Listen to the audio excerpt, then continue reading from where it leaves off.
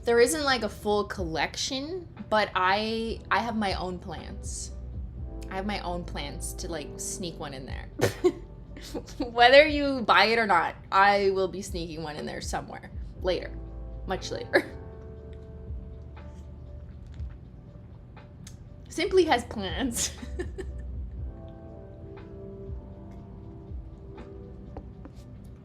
Okay, so I'm wearing smoothing base. You should be able to tell on your screens. I don't know why you can't tell that I am wearing smoothing base. You can tell which nail. Okay, this is actually really interesting. Do you see my ring finger is more stained than my middle finger, right? Like it looks darker and a bit more oranger and yellower. You see that, right? That's because, interestingly, when I was wearing builder gel on this nail for like the last month almost, I want to say, not quite a month, but just shy of a month, I never changed my nail polish, right? And when I finally lifted up the builder gel and like had let, you know, a quarter of the nail grow in, I hadn't been exposing it to like painting it, no peely base and then pigment on top.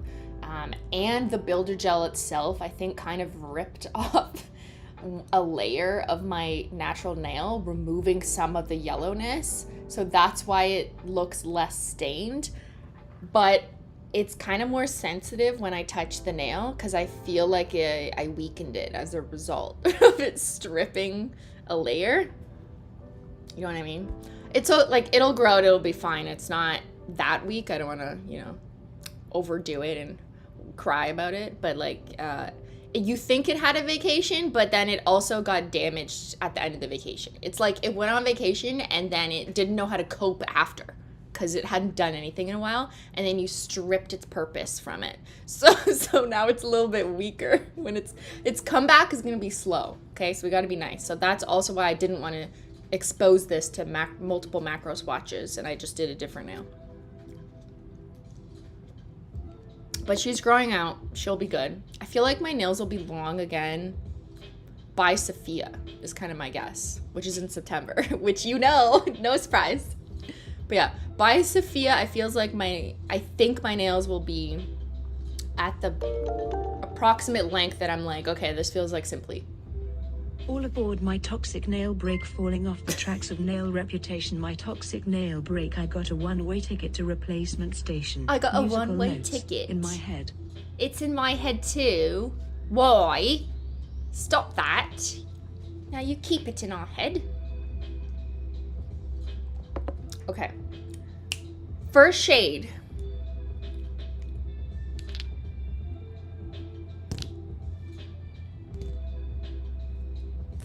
I'm gonna start with the lightest shade.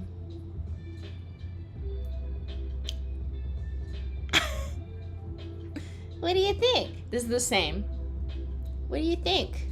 Should we start with this? Yeah, let's start with the lightest shade. The lightest shade. I'm just gonna go like this so I can have some light to swatch. Okay, so I open my nail polish remover. I have my cleanup brush ready because I tend to need to clean immediately, just in case. It's a nice color, thank you. I know, right?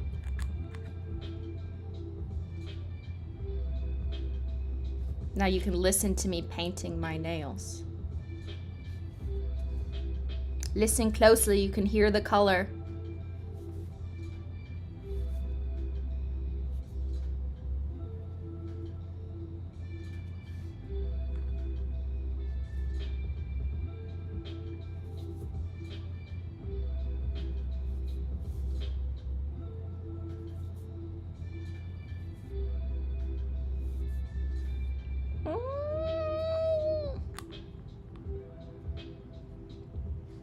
I'm gonna let the robot, the British robot, read that out to me. Ah, my heater just turned on. Fuck. It's too hot.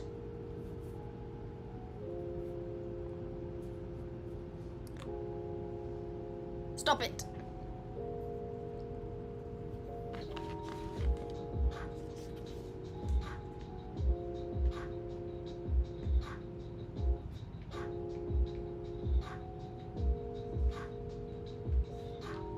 Why are you blowing hot air?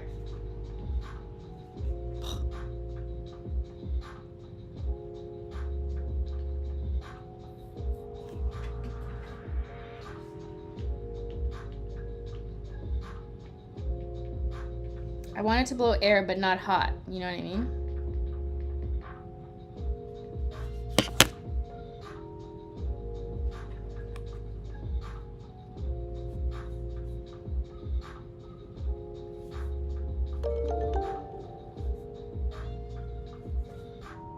Swatching streams are my favorite because I miss seeing this background. Any possibility we could have nail art streams from the nail polish room? Thank you for your kind super chat. I mean, like, I can stream from this room, but the setup for stream quality is tough because I don't have my, like, PC with my visibility is better, my keyboard and the control of, like, screen share, the macro camera setup. I'd have to bring my entire setup from upstairs downstairs, which is very onerous, and then, like, you never know if you're gonna get it back correctly when I put it back, or buy the exact same equipment twice, which would cost tens of thousands of dollars. So I'm probably not gonna do that. And if I did a nail art stream from here, like, you can't really see what I'm painting, right? So I don't think it works for nail art, but it works for, like, behind the scenes swatching, you know? The truth is, I just don't have enough rooms or space or tech. Tech is the problem too. Like, even if I had multiple rooms I stream from, like, what are you gonna move your entire setup and your desktop computer that weighs 50 pounds every time? It's a lot, you know? And I think most people who paint their nails or are just content creators, like, you have one setup, right? Like, we have a podcast room that has 3 cameras permanently in it with 2 really nice, good studio lights permanently in there as well. But we recycle the main cam. This is the podcast camera. And even that's sometimes annoying because then it's like it's not in the exact same spot every time you put it back, or all the cables got mixed up and then you lost a cable, or like it's not working all of a sudden. Like, yes, first world YouTuber streamer problems. But I always find the simplest thing is to just, like, set up your shit, don't touch it. And if you have to get duplicate equipment for a different room, then do that. But that's not always reasonable. I broke my nail too, so I had to repaint today. Should I do twice in a blue moon with chrome accents, or bring me the teal with a gold flake taco? Okay. I'm kind of partial to the twice in a blue moon with the accents. I feel like that's kind of starry night sky. But it depends. Are you in a blue mood or a teal mood? Where's the cat clock? It's right there. Silly munchkins. Or you could put a green screen with nail polish shelf in the stream room. But then you wouldn't have the purple bed in Menchie. I don't want to cover that.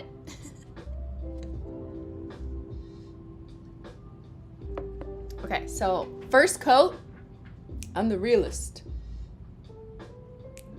That's one coat. See, okay, on my thumb it's easier to tell. You can absolutely see the visible nail line, which is the fancy nail polish way of saying the kind of whitish or lighter or yellower in my case tip of the nail that you usually start to see once your nail grows past your fingertip. It varies on different people. Like Ben's, you can see his visible nail line even though his fingernail hasn't passed his fingertip technically. But yeah, like that white line that you'll see at the end of the nail. And this formula is designed to allow you to see the visible nail line, but you could do like 3 coats and some of the colors, like maybe more of the darker ones, will almost cover it. So like if you wanted to, you could take it there, but the point of the formula is to see it through because you're also seeing something else in the formula. So it has to be more translucent-y. It's not translucent, it's like translucent-y, translucent-ish. You know what I mean? It's not totally translucent, but it's layerable and translucent-ish. That's a new word.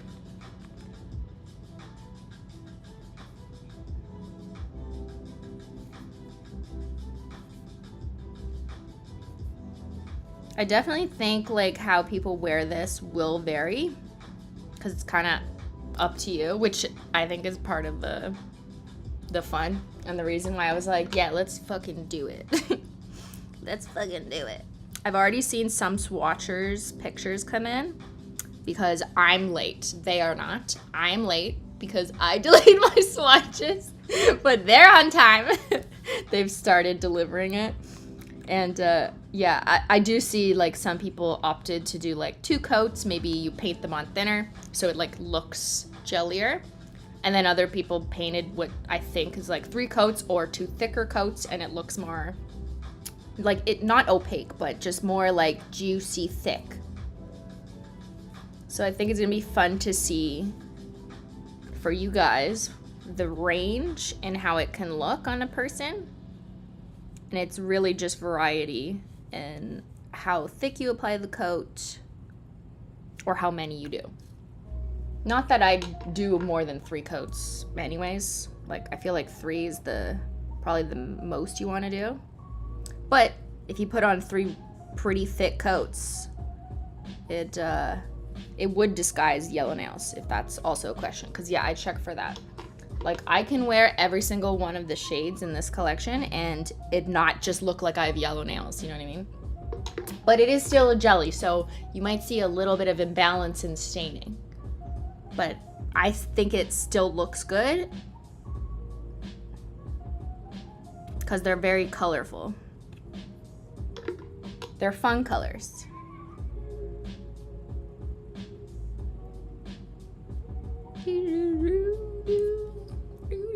She said jelly? Who said jelly?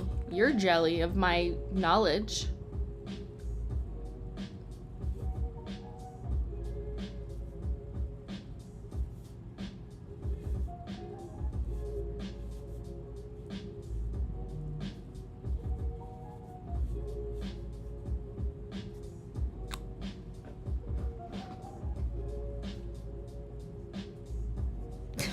Okay.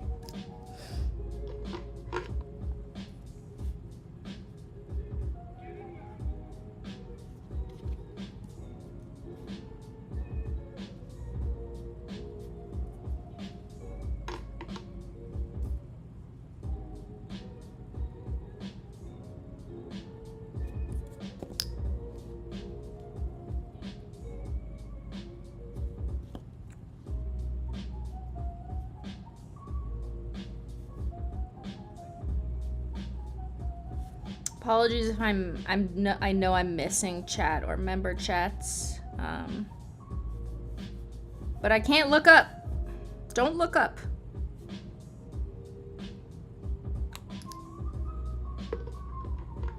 But I think if it's a $5 or more super chat, then the British lady will read it out. So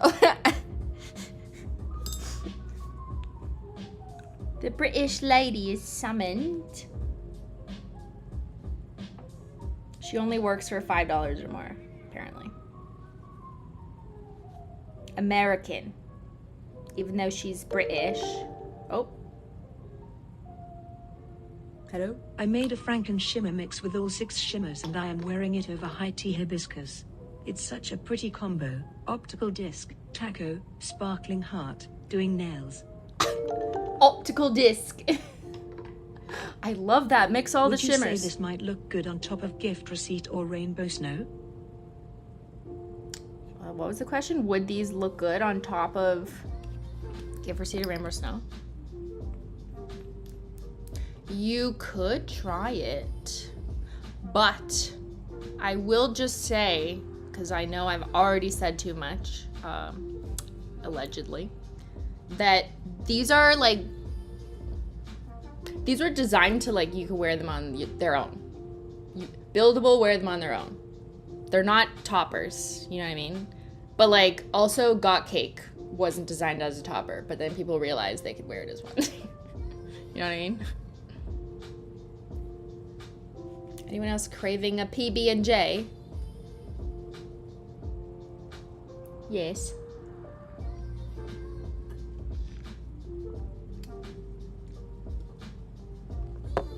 Yeah, I know I said jelly. But maybe there's something else in this. And when you have a colorful jelly, you kind of want to let it speak for itself. I don't know though. Like I feel like I'll try. I mean, you'll try actually. You will try. Okay, I'm just taking a closer look to see if I need to do any cleanup and decide. I think I'm good at 2 coats. Yeah, even though this is the lightest shade, I think I'm just gonna leave it at 2 coats. Just have a little speckle on my skinny. My skin, no.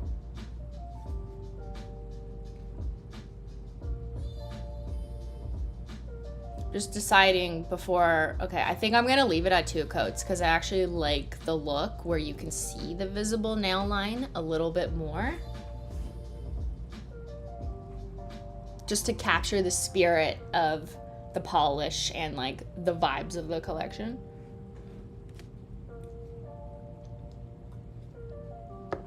What tea am I drinking? It is a tea from a shop across Ottawa. And it's English breakfast tea latte with oat milk. Thank you. Beyyyn Diox. Okay, let's go glassy taco.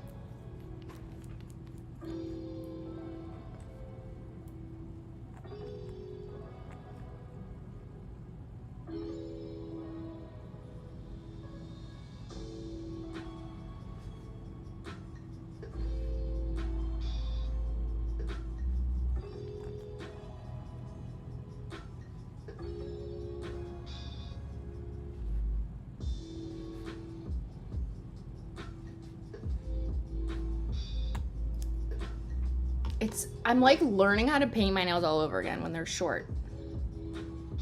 It's weird because I'm used to dragging the brush much longer, but now that they're shorter, it's like I'm preloading my brush too much because I'm used to having more room to spread it out. It's like when you put too much peanut butter on your knife or something to spread on the bagel, then you're like, fuck, I have too much for that swipe. That's what's happening.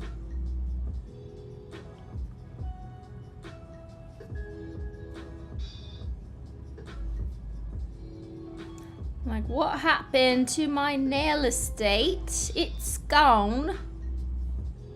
And wrapping the tip is so different now because it's like way shorter. They're still long enough that there is a tip, you know what I mean? As opposed to like closer to the skin. So yes, I can still easily do that, but it's just different because I also kind of shaped my nails more square. And that wasn't really intentional. It's just how the broken nail kind of filed down. And I was like, okay, well, guess my nails are kind of like short squares now.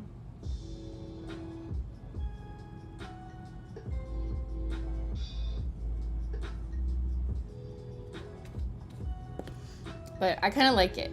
I think it suits the vibes of the theme of this collection.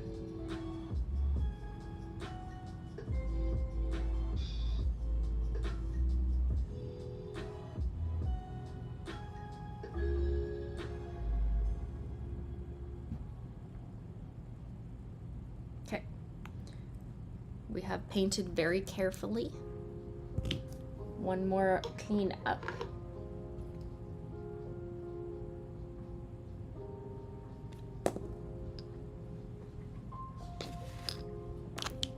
Cover the acetone so you don't spill it. Turn on the camera. Let's go. We gotta shoot. Okay, so I'm turning on my remote. Make sure all the lights are on. I'll have breakfast in a second. Got my chewed up remote. Let me grab the polish. Oh, one thing you didn't realize I was doing, I was painting with like the mini production that has like an ugly label on the bottom, just so I could not use the finish bottle, so I wouldn't reduce the amount of it like in the bottle, so that when I take the picture, it's not like it's less full. Just in the event that I was doing 3 coats, it does like use more, I guess. Either that or I use the hack where I just like pour one bottle into the other. How many bottles of Glossy Taco do you go through? I never finish one per collection. But I do have like multiple bottles. I have 3 bottles of Glossy Taco just sitting here, and I just kind of pick whichever one speaks to me, you know. But I don't know. It's not a full bottle per collection, for sure not. Actually, if you count all the swatch wheels that I do, though, maybe it is a lot. Because I use a lot of Glossy Taco. For all the wheels I show you guys on stream, I use way more. Holo, how many bottles of Glossy Taco do you go through for each collection swatching? I finally have time off next weekend and going to Myrtle Beach SC, a mini vacay.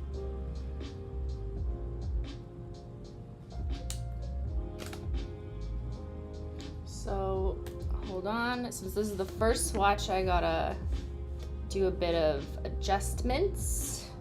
Please hold. Thank you. Please hold.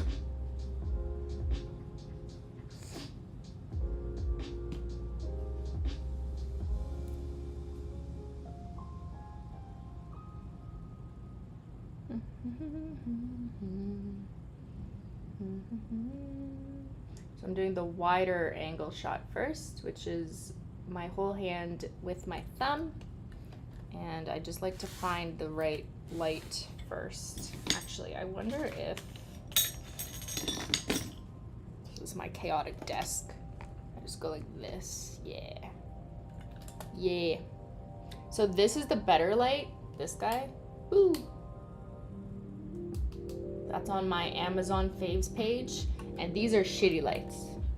This is the better light that is key, and these are just like backup dancers. You know what I mean? This is Taylor Swift. This is her backup dancers. Still necessary for the shot, but like that's the star of the show. You know what I mean? So I do think having like one good light is good, but if you want to make sure around your skin is lit up so you don't have like weird shadows, then you still need backup dancer lights. If that makes sense. Oh my god. It's everything's fine. Just all the nail polish almost fell on the floor. We don't have a production supervisor. And the background, I want to make sure it looks kind of sparkly. So I'm just adjusting the lights to make sure that looks good. Okay, that's better. Oh no, but then it's blocking you. Fuck. What am I gonna do? That's literally blocking you. Okay, hold on. We'll find a solution. What if I turn this up? Okay, I could deal with that.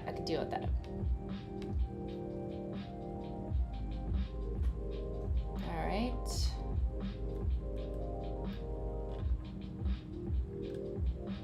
Okay. Looks good. And let's begin. This is my remote. I said, this is my, fuck, probably didn't turn it on. I have to turn on the release mode. Okay, anyways. There we go.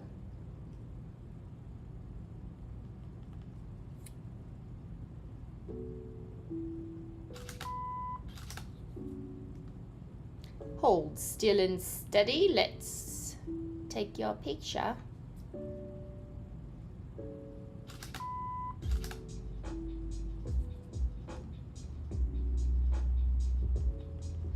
I think the most fun way to convey this formula would actually not be in a studio, but if it's like you're going like this or something and you're like looking through a light. So I'm gonna go after I do every swatch. I do this every time anyways, but I go upstairs to different lightings around my house and take like cell phone video, so it's more raw. And I'll be doing that with these, but my other idea is instead of just doing the usual like this, is I'll go like this and look through my nails. So I'll do that upstairs while I still have this shade on. So let me just do a quick review of my pictures. Here, do you want to see? You want to see? Wow. So pretty. See? You can kind of see like the visible nail line. Isn't that cool? Who is she? She's simply... Okay, I'm just checking for like focus. So that one was a little bit off. Probably need to do a few more. Okay, actually I'm gonna change the focusy.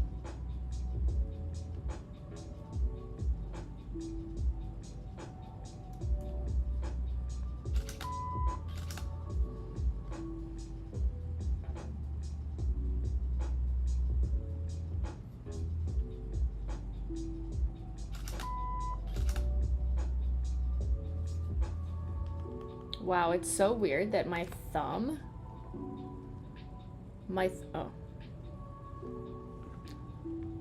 thumb is so short compared to normal that like it can naturally come on top of the black bottle cap and like not extend the whole way.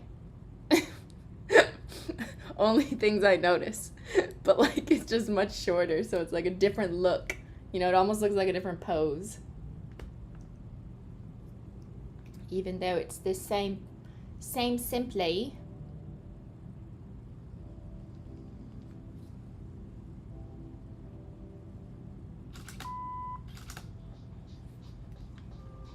Okay, that looks good. I just processed Ben's photos and I sent it to him this morning before I got started. It looks good. Holo, is this camera the same one you used to take spill photos? Loved your phone decorations too. Thank you so much, Angela. What a kind question. Yep, same camera. It is the same macro camera that I use to do my spills. I think this is a great, affordable DSLR, so it's therefore more professional. Sorry, hold on, I can't talk while I'm just doing some poses. I'll answer in a sec.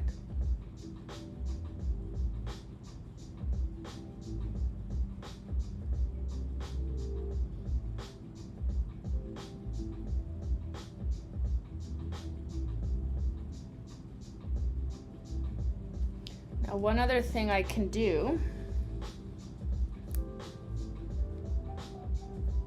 just to see, just go like this.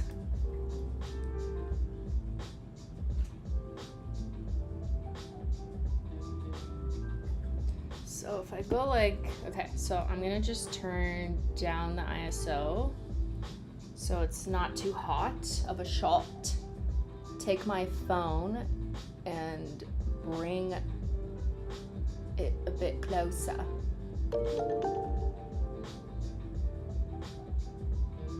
Loving this stream, It's too Christine.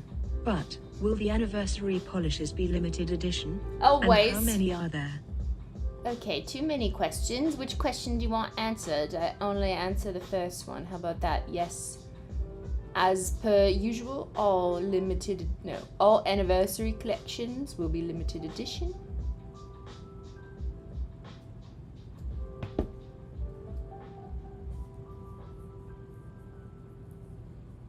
It'd be weird if like you released anniversary collections to celebrate the year and then you just like always had them. It kind of defeats the purpose, right? I don't know. That's how I see it too. Like it to me, it's a good reason to have something as limited edition. Whereas I'd rather like not do that when there's like it's not a specific celebration or a keepsake or an annual event or something. So yeah, as has been the case for like past 4 years, every time I had an anniversary collection, you know, you can come to expect, yes, that it will be a limited edition collection celebration and everything.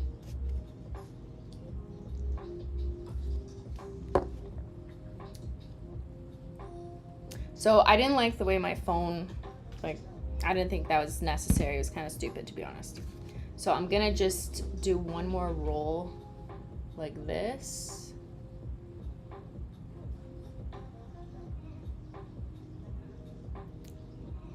I'm kind of glad I don't need my phone. You know what it is? I think this lamp is already doing the work. Yeah, because this is more of a spotlight lamp. Like you see how I have these black things beside it? It helps keep the light trail more focused, kind of like how an iPhone flash sort of does. It's like a spotlight.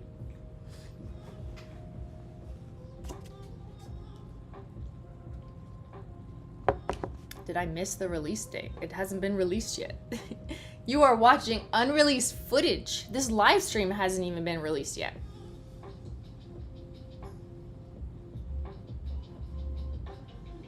Okay, now I'm gonna do the main hand pose, which is a little bit closer, and it's like the four finger pose.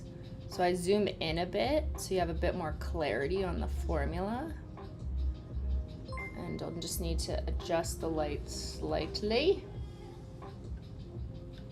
Like that.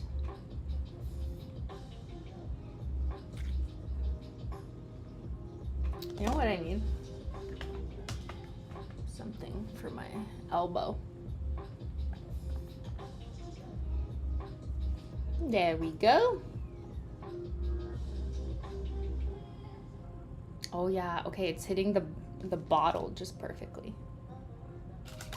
Don't move, nobody move. Chat, stop moving.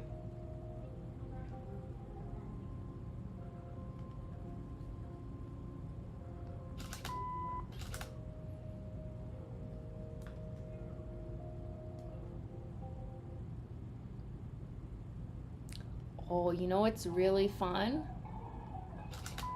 Is when it just so happens that the bottle label, like the Holo Taco, lights up in the specific color of holographic that is similar to the shade of nail polish. And it's just kind of chance when that happens. It's just like a very specific angle, you know what I mean? But it's always fun. At least this is something I notice. I don't know if you've ever noticed it, but like, I just think that's fun. It's very hard to try and manipulate and do that. It's because it's just like, I don't know how the fuck the holo is gonna look, you know? You move like a 0.5 millimeter and then it's like, oh, now it's a different color.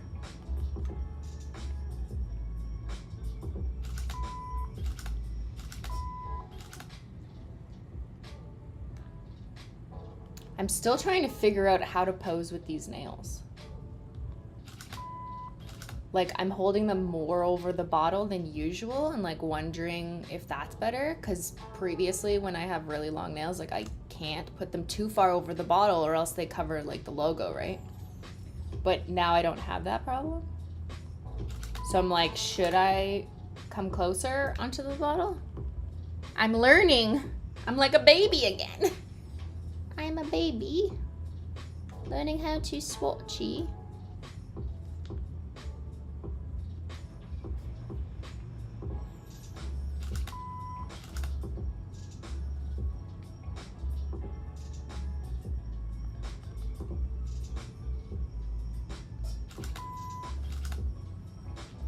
Okay, that's a good one. Okay, now we can roll video. Rolling on set. No one answers. Chat, we're rolling. So now I do video just with the same frame proximity, so it's a bit closer.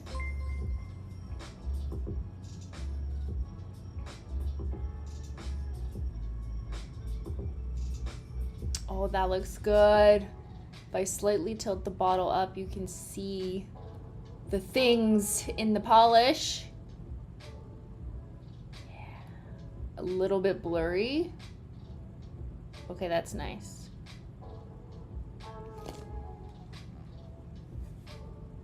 It's very nice. Okay, next shot. Next frame. Have a sip. Is the much closer up shot that I never use. It never ends up on the website.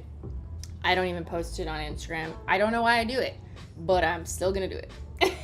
Which is where I get much closer to the camera to the point like you can't even see me anymore. So okay, there, you just get my knuckles.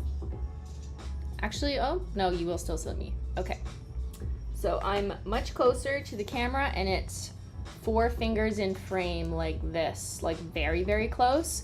With this type of shot, I can't crop it into a square, so you can't use it on like Instagram or anywhere you use squares without cutting off like 2 of your nails. But I'd just like to have it as a backup option in case, like, I don't know, randomly I really want to show you a much closer look at the formula that isn't just like one single macro nail. even though I never end up doing it. Maybe I will for this one. And I do believe when you're doing DSLR or iPhone, actually doesn't even matter what camera you're using. Hold on, I don't think it's possible unless you're shooting with like some ridiculously expensive camera that shoots like 1 million pixels, to just take one full scale photo of your whole hand and then just zoom in and effectively show people the formula. It just doesn't work, especially on an iPhone, which like has these fucking weird AI things that like tried to sharpen the around the pigments, and it's just like, no, it's not real anymore. It's not a real photo. Like, if you want to showcase nail polish or anything really close up, you have to take a close-up picture, I think, to effectively, accurately show it. Because if you take a far-away picture and then zoom in, it's just like, it's not actually doing that detail. And obviously, every piece of equipment is going to deliver differently. But I think cell phones and things with those like AI automatic sharpening, even if you don't have settings on that tell it to do that, are terrible. It's AI is ruining nail polish.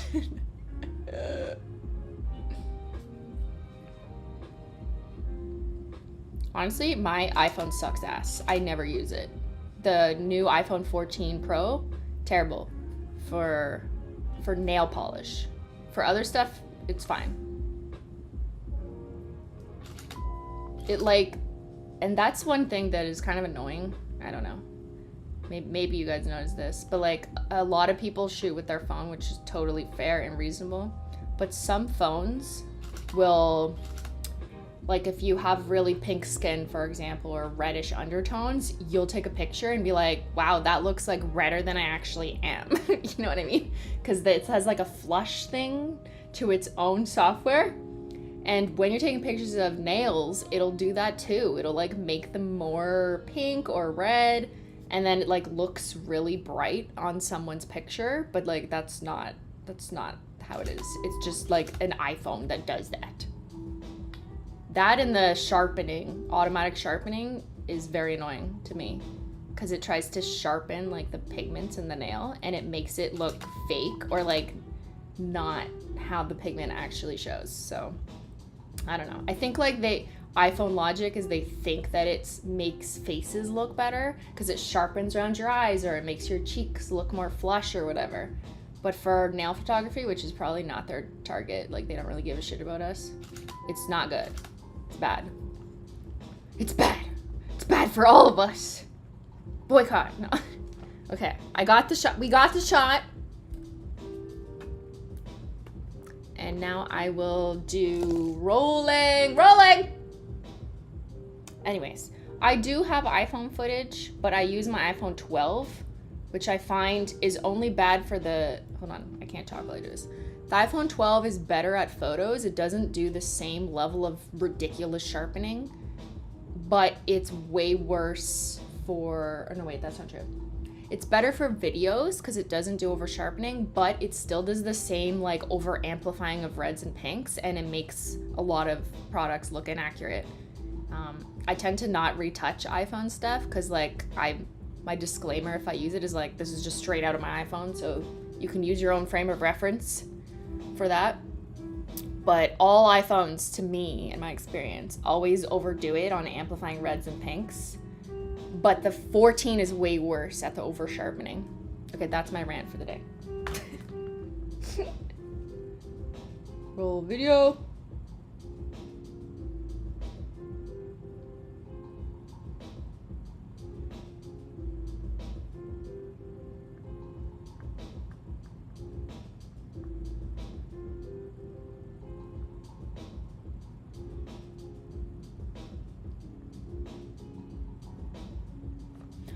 Woo!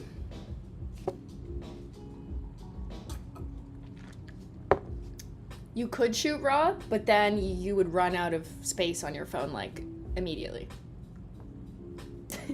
Right? Like, yeah. Okay, last shot for this shade before I run upstairs and take iPhone shots that I just finished ranting about around my house. But I like getting different lighting conditions. That's really the goal of it. Is the shade name swatch, which you won't see, right? Right? I can't show you every shade name. Okay, good, you won't see it. Keep looking, look harder, detectives. Okay, again, I have to figure out how to hold my nails with short nails. Look harder, detectives. Can you see? You gotta look under the bottle.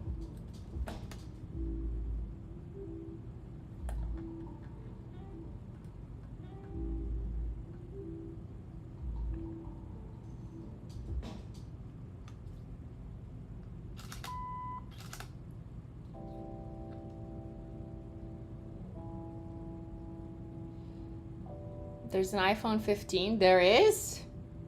I'm scared to get it. Is there? Are you guys just making that up? Did you see that on Mac Rumors?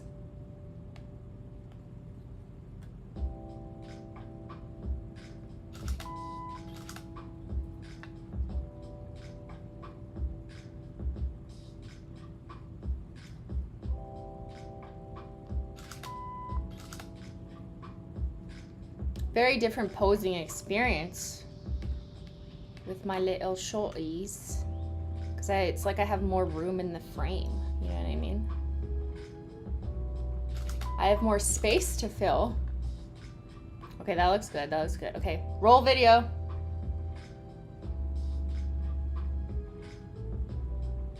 Okay, the bottle's looking real good because that spotlight on top is hitting the top of the bottle at a nice lucky angle. Oh, you can actually kind of see from your view. You see how the spotlight, as I move it, so that results in it looking a little sparklier. Just a little, just a tiny little bit. Okay, wait, hold on.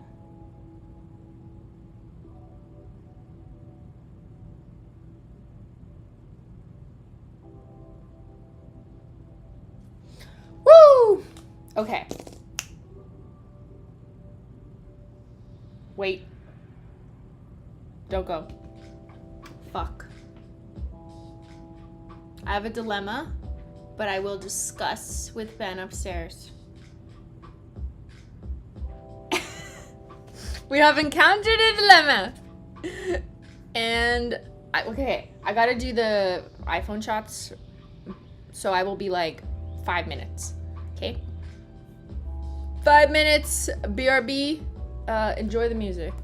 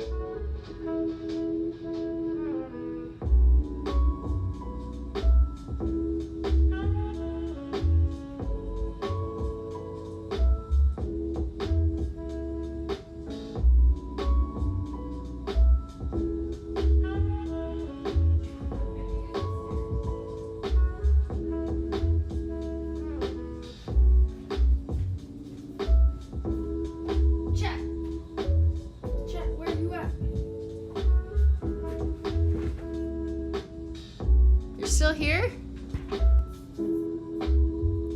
Guess who's back? Be right back. I'm back. I'm back just in time to run an ad that I forgot to do before, but it's fine. Thank you, Jez. Did I miss other things? Probably. Thank you, Laura Lou. Again, the song. People can't stop with the song.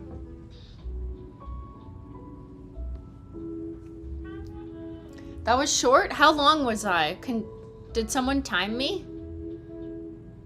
Does anyone know how long I was?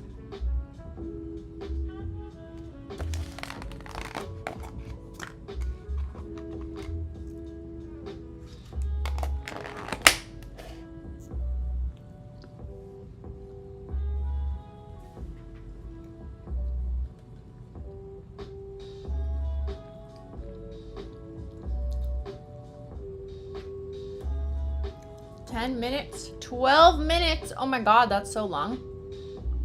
Sorry.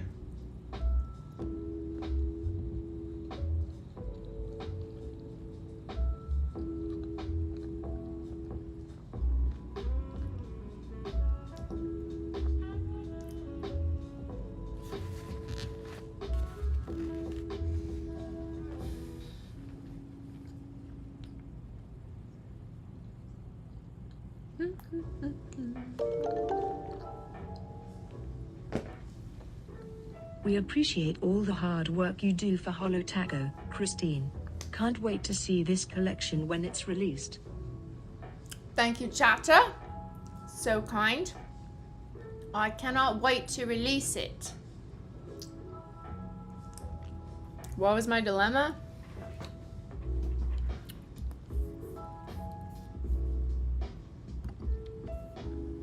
Wow.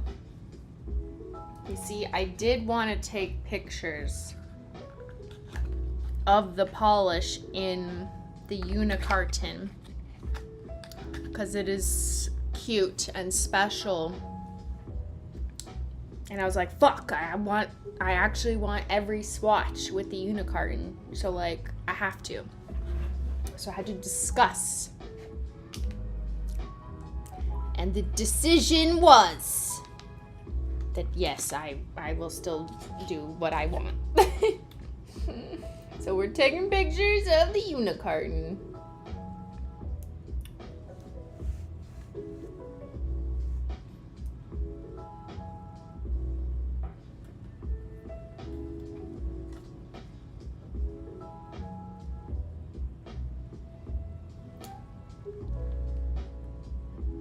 Can you tell us more about the oat balls? Oh, that's what you want to know about? Sure. So I tend to make them myself sometimes. But the place we go to that makes really good lattes that Ben wants to poach a barista from, they also make their own like oat balls.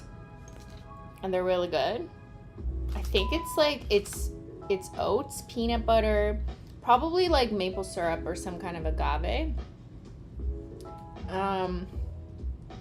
And pépites or pumpkin seeds. And it's just really tasty. Thank you for asking, Chatter, about the oat balls. I'm sure that's what everyone is dying to know. What is in the oat balls? The balls of oats.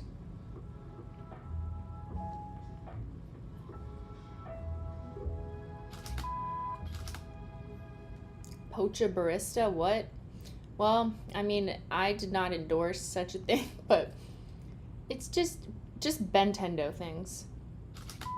Please ignore. Please ignore Bentendo things. They are not for your brain's knowledge. They're not for you. And you should be grateful. Alright, taking some footage with the really cool unicartons.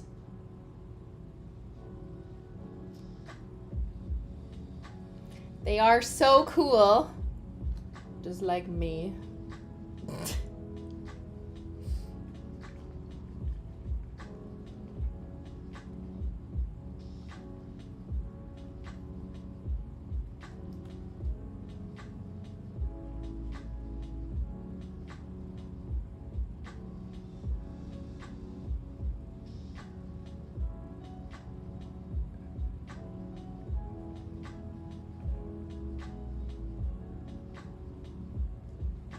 Alright.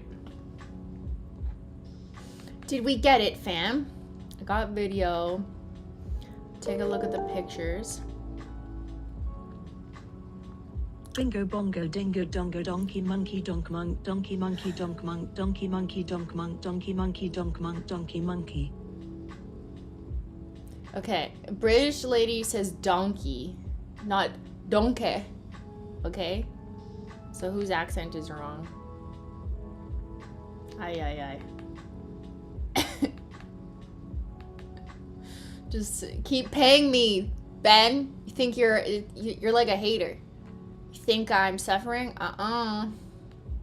Go on, keep paying me.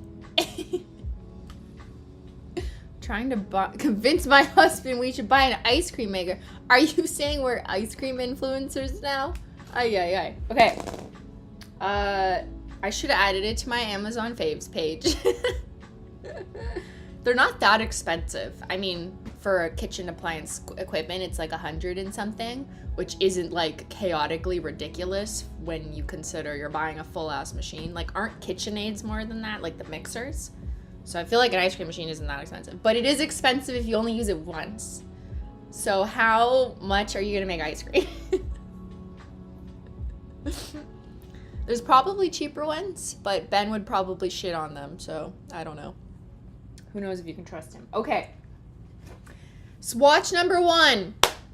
Complete.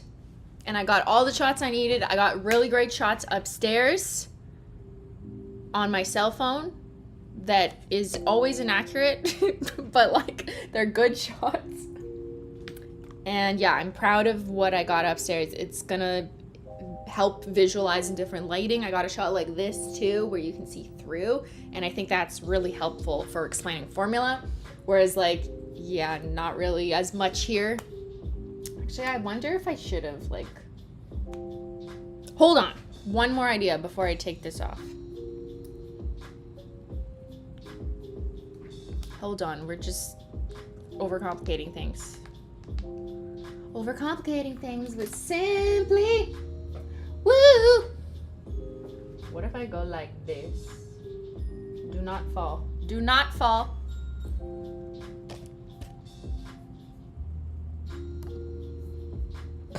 What happened? I put this in front of you. There you go. And what if?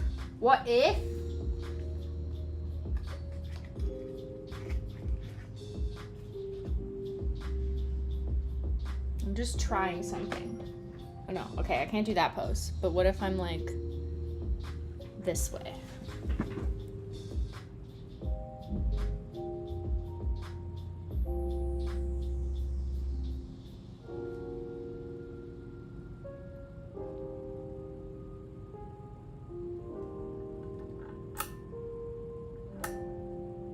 It's simply not enough. It's simply not enough light. You understand what I'm trying to do, right? Is have the light come through the other side, but there's just like too many good lights from this side. Yeah, it's not gonna work. It's not showing the way I thought it would. And the only other way would be like to bring this up, but then no, like I don't want the iPhone in the picture. You know, like get out of my shot. So that's not gonna work.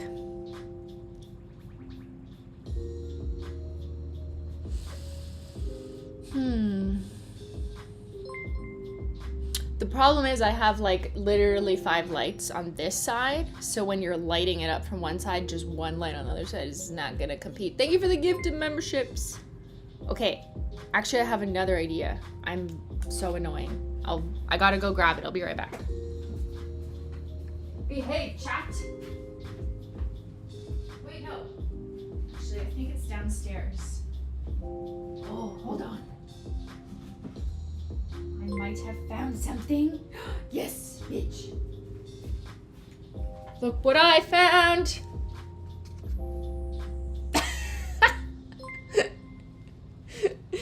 I forgot that it had like a mini baby light with a battery on it.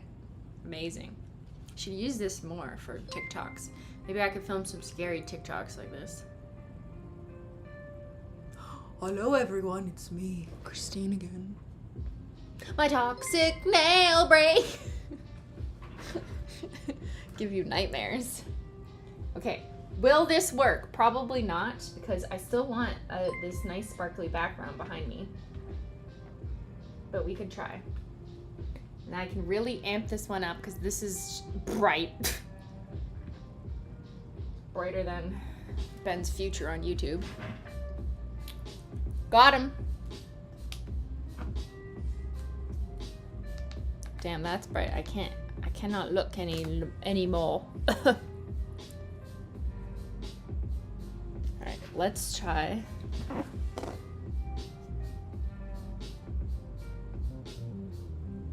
Oh, it's actually working, bitches.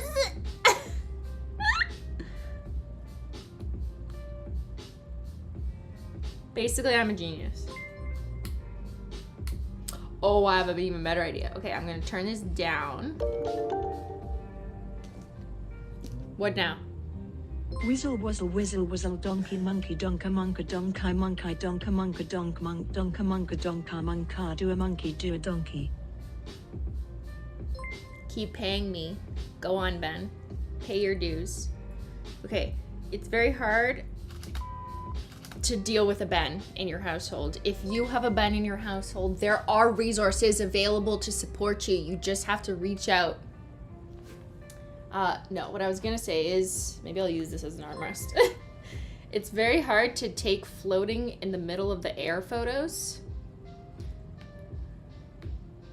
And this is a different swatch that I don't normally do. You can tell, like, I'm not holding the bottle at all.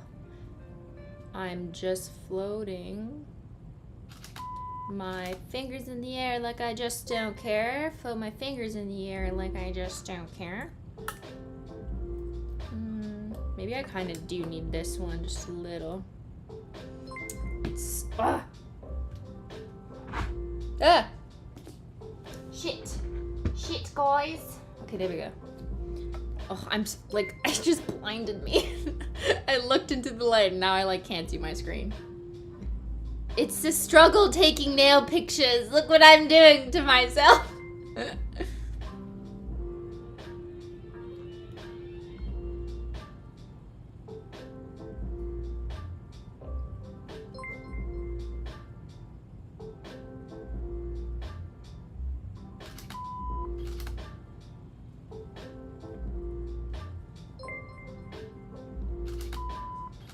My only issue is, like, I'm getting too much light on the side of my fingertips. Okay, maybe that'll work.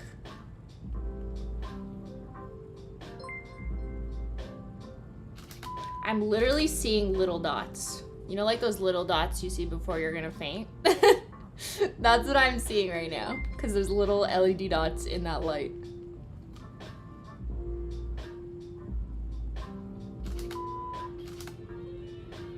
I'll show you in a second.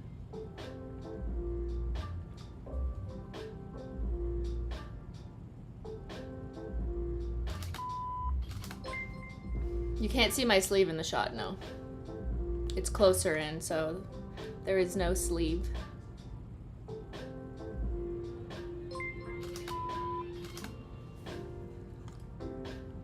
Okay, here. See? See how my visible nail line is more pronounced? That's actually just the shadow of the light behind it.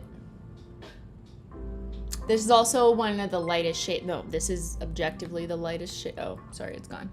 This is the lightest shade in the collection. But yeah, see? It looks like a French tip. It doesn't look like a French tip in real life. But yeah, just for the formula effect, that could be an interesting shot. Why is that screen in black and white? I don't know. That must be your computer, television, or phone, Rebecca. I would contact IT immediately. Okay, I'm gonna take some video of the same angle.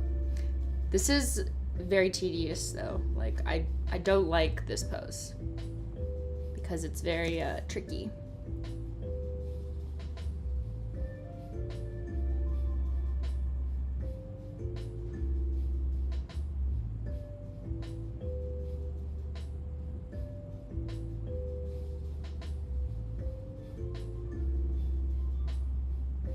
Okay, cool. Good idea, chat.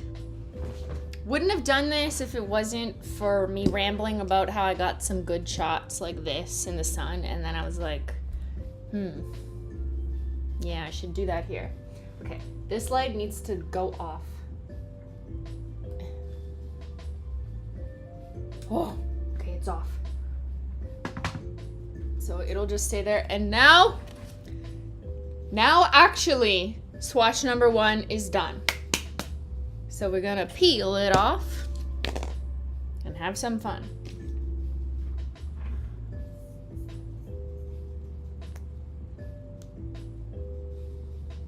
I can't believe we made it. It's only been an hour and a half. Fuck. That is not a good swatching rate. An hour and a half for one swatch. You guys are so distracting. Stop that. At this rate, it's gonna take me... I will not do math. No tricky. Okay. Now I'm gonna peel it off. Hey, little jelly peelies. Almost looks like you want to eat it. Don't do that. Any taking pics in different light? I did when I went upstairs for my brief little moment. I did the usual iPhone in different lights. So those different lightings are with flash, without flash, indoor, like normal boring ass indoor house lights. Then I went outside and there is sunshine. God bless. Praise be under his eye. There's actual really nice sunshine today, which who knows if it'll be there for the other swatches that remain, which always sucks because then I don't have the sun shot for all of them. But the sun is unreliable. Unlike me, the sun is unreliable.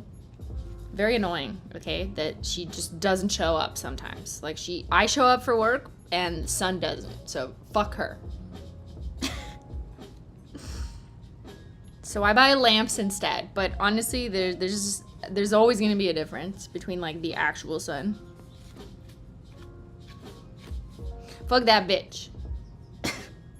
Especially in Canada, where she's lazier in Canada. She doesn't want to come out. I'm like, okay. Must be nice to fucking choose when you wanna work and when you don't. The sun is a remote worker, you know? Like she mostly likes to hang out in Florida and like near the equator, but then just calls in everywhere else on Zoom. She just like zooms into Canada. She's like, I'll be there for 15 minutes and like, that's it. Can't, sorry. I'm in Florida all day. Oh, my peelies like aren't nice, but I'll show you them anyways. This is when I swatch peel because they're still like, they're not wet, they are dry, but because I only painted them fully an hour ago, you know, you can kind of push them off and then they're more flexy, so they're not like hard shells. So I normally don't save swatch peelies, I eat them actually. So I save them for later to eat. And Ben, if he's hungry, you know, you gotta think of your Ben, feed him a swatch peely. Okay, and then I'm just gonna clean up around the edges if I missed anything. Just use a Q-tip and acetone instead of doing like a whole cotton pad thing. Just not really as necessary when it's just the edges, or usually around the tip because I always wrap under the tip, right? So that's not gonna come off with peely base.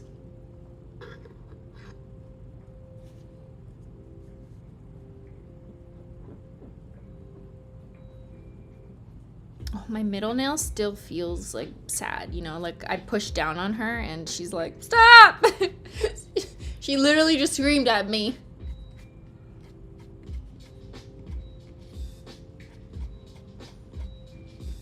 I'm sorry. We have no choice. We have work to do. Your sick days are over. You've been out for a month. Let's go.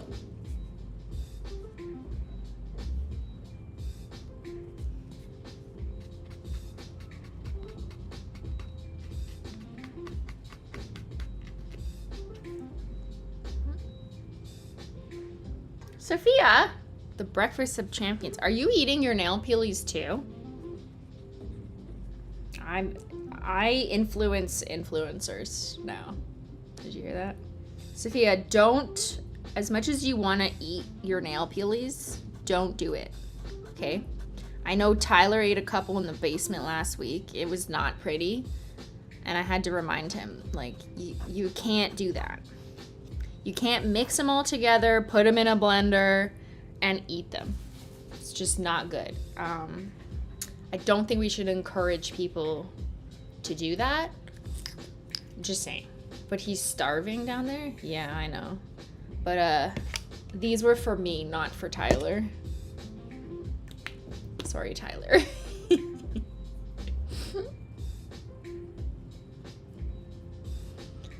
Sophia, we're gonna do this. Are you excited?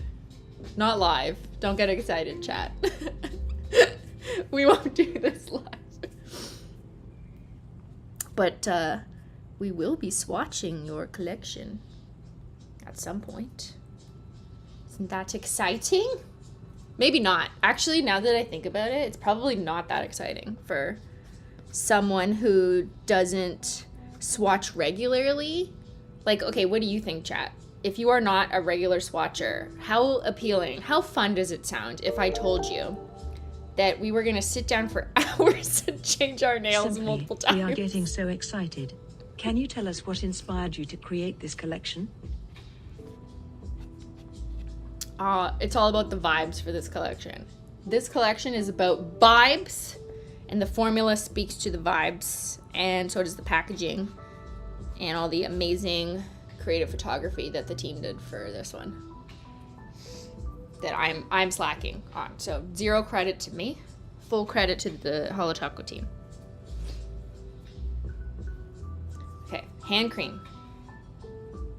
Always use my hand cream because it dries matte. It's like a matte taco for your hand, which is important to me when I'm taking pictures of my hands. Okay, I'm gonna do a poll of would you want to swatch for 6 hours? We're scaring Sophia. Would you wanna swatch nail polish for 6 plus hours? Go on. Be honest. Hype Sophia up. Don't worry. I have efficiencies we can implement. We did Beyyyn's much quicker than we did mine. I just take my time when I'm with chat because they distract me, actually. That's why. It's their fault. But if you do it without chat, we could make it work much quicker. No offense, guys. You know, it's just, it is the truth. It is what it is. What kind of snacks? Oat balls and tea and water if Ben would like to bring me some. So I am feeling a bit parched. What kind of snack? Oh, someone else just asked for oat balls. We could get you some oat balls. Ben can bring tea or coffee, iced coffee. I'm sure we could arrange that.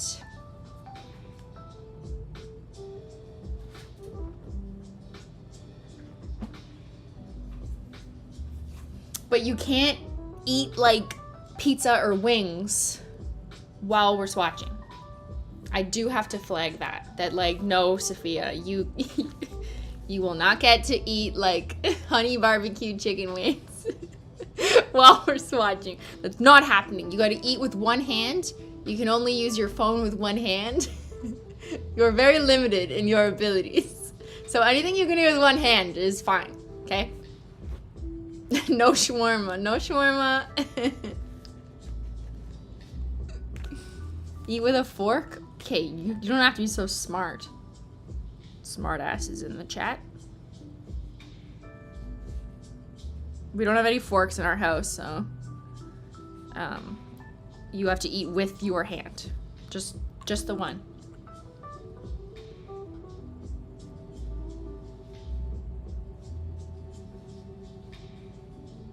Oh no, there's a black fluff. No. Don't worry, we got it.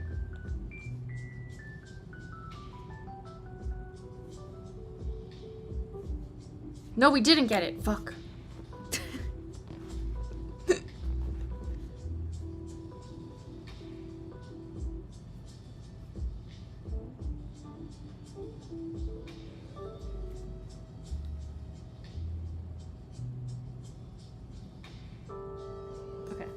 we're good. We're Gucci. You can have pasta, chicken nuggets if you eat them with a fork.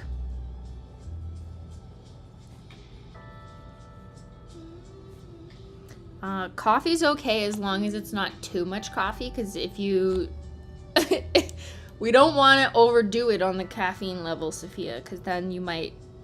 it'll be hard to get your hand to cooperate if you, like, can't hold the bottle, for example. Because you're just, like, wilding out with energy. And if you're like, I can't hold the bottle! And then you throw it. Like, that's not a good shot. It's not gonna work. Yeah. So we will be monitoring your caffeine intake, okay? Not that we're gonna forbid it, but we will make sure to regulate it.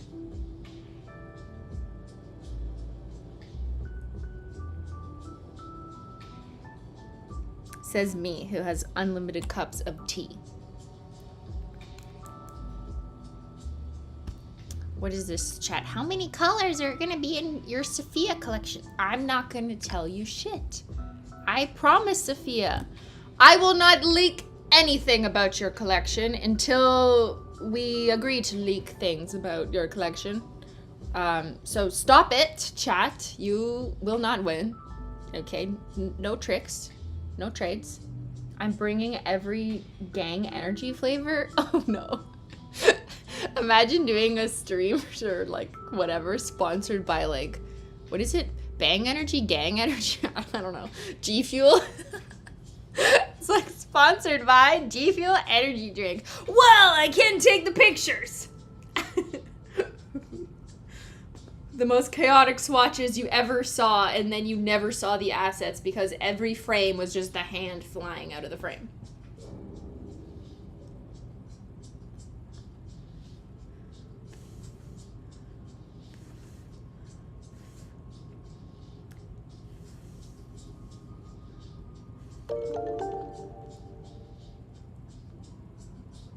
Do you still have the mannequin in the basement? Is it watching you swatch lol? Okay, the mannequin, my bestie, actually sits on a bench right on the other side of this room. Yes, I still have the mannequin. It's very stupid. I'm never letting her go, basically. Just letting Peely Base dry. Actually, maybe I'll just go like this. Put it by my air purifier.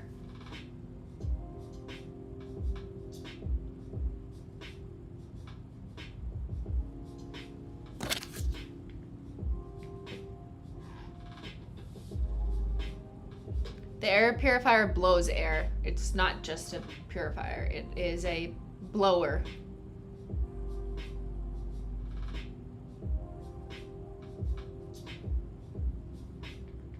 I don't know why it's not going up. There you go. Don't forget the poll. Okay.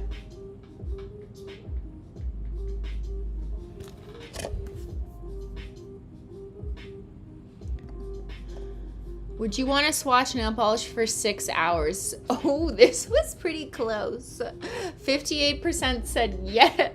42%, which is like almost under half, you know, said no. Yeah. Okay, well, Sophia, don't worry. The majority, more than half of chat says they would love for it. They would live for it. They're very happy to swatch nail polish for 6 hours. So don't be worried. It's going to be great.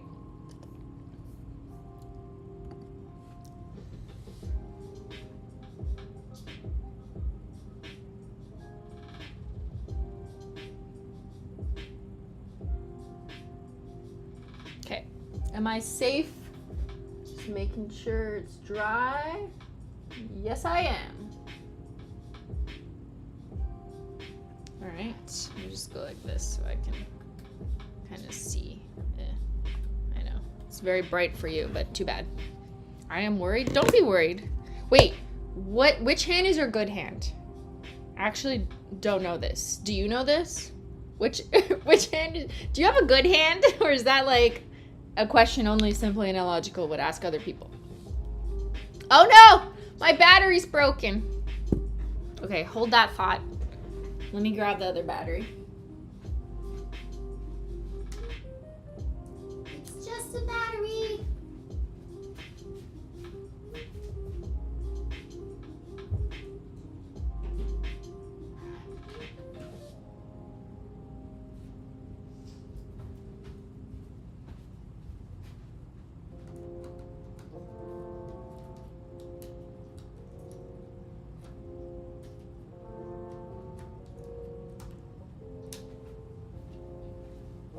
Are we back?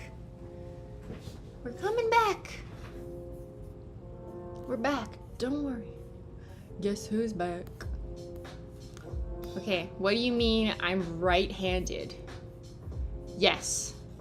But which hand do you think you would like to take pictures of? Like, how do I describe this to normal people? Chat, help me out.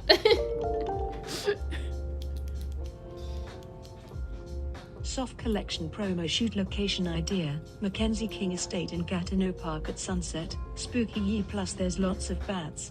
Okay, Ben, write that down. Interesting. What do you mean there's bats? What? There's bats, like, just hanging out at the bridge? It's kind of scary. Do you think they like their picture taken? Okay, and to clarify, by good hand, I'll give you my example because this is obviously very subjective. Okay, no nail shaming. My right hand, which is the hand I'm painting with, which is not the hand that I take pictures of, I consider my bad hand, or sometimes people call it a Cinderella hand. They're like, it's my Cinderella hand, because for whatever reason, people decided that that term means the hand that like just never works out. It doesn't want to cooperate.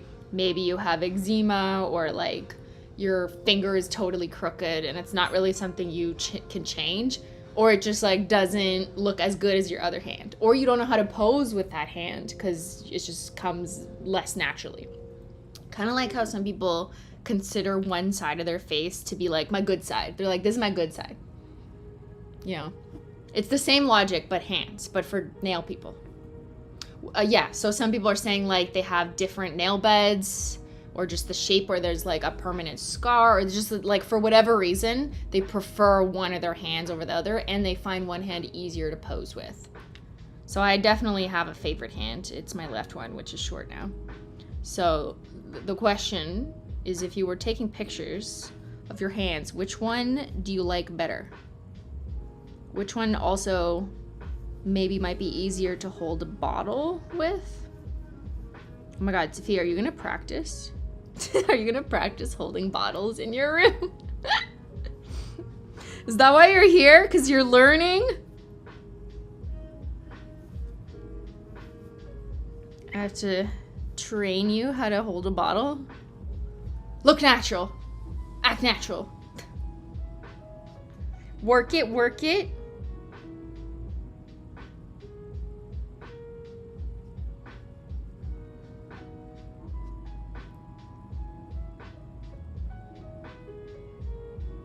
Sophia is Holo Taco's next top model. I don't know. I don't have a favorite. You can judge them when you see them. Okay. Okay. We will. We will. You know what it also might be? It'd be easier if your good hand was your left hand, because then you sit here like this. And then I sit here like this. That's what I do with Ben, who does not care which hand is his better hand, because both his hands are chaos.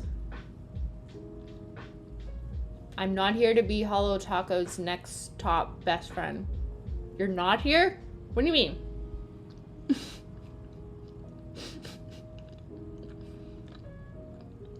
Not here yet. You want to be on top?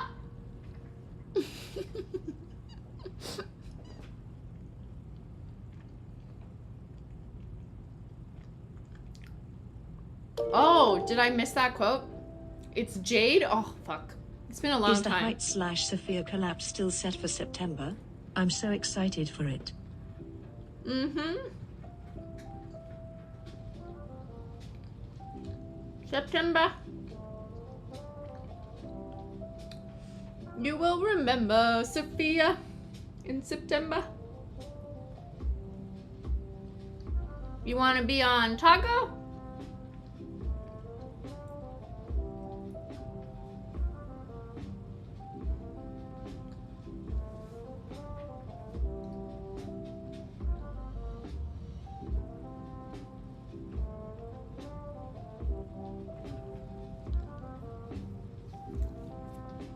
Okay. Which shade do I paint next?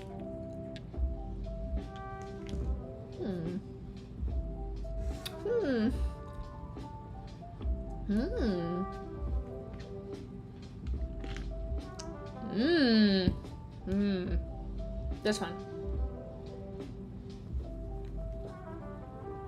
Did you get your beverage yet? No.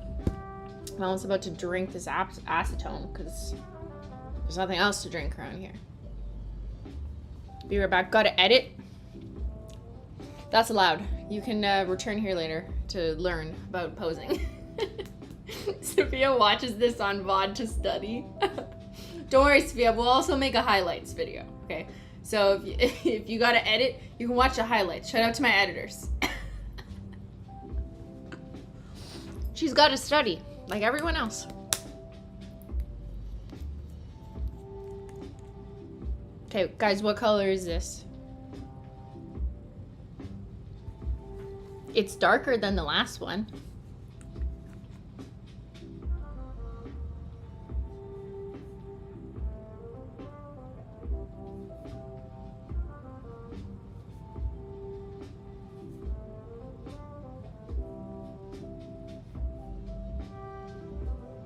Ooh.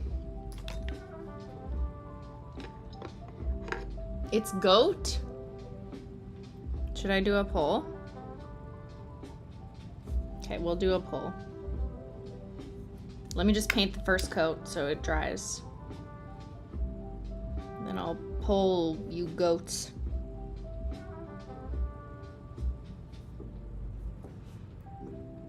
By the tail. Pull the goats in chat by the tail. It's the chaos goats. What are they doing in Discord? Do I want to know? Probably not. I'm sure the Discord detectives have decided that Sophia's collection includes a live bat because a chatter suggested we go to Gatineau and shoot with bats. And they're all like, oh my god, did you hear? Factual evidence, this just in. Christine confirmed on stream that there will be a live bat in every collection box. Collect yours now. Yeah. A live bat that does your taxes, that swatches for you. It actually applies the nail polish. I said I wasn't gonna leak anything about her collection. Here I am. Yeah. Includes a live bat that swatches the nail polish on your nails for you.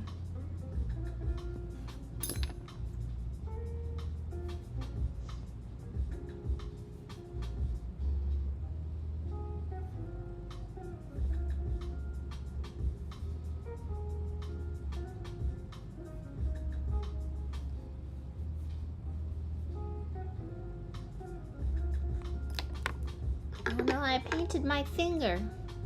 You'll buy 3? Okay, leave some bats for the others.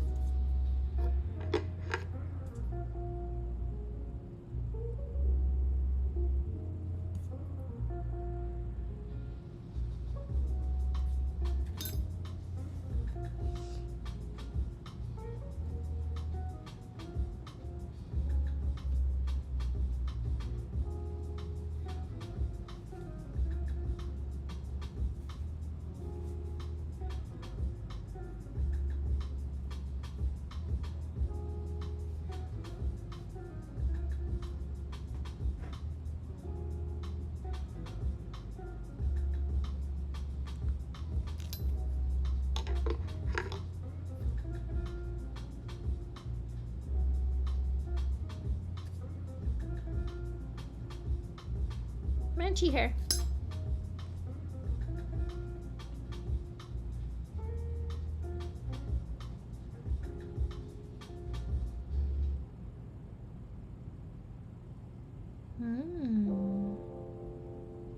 Okay, I'm gonna pull you in a second. I just needed to focus.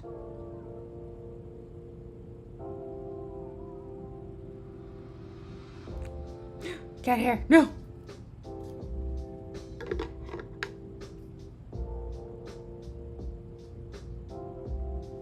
Okay.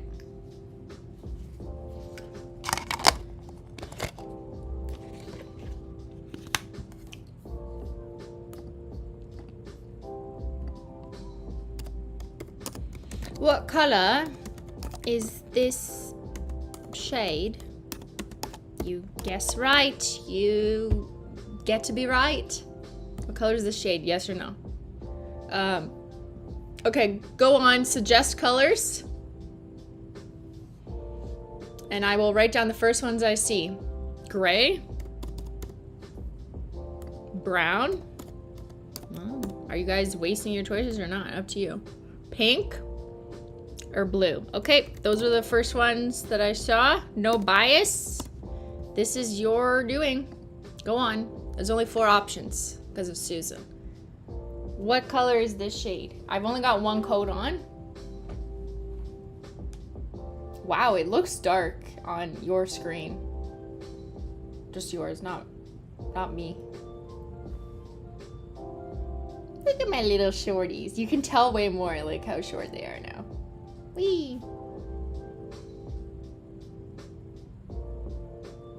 What color is this?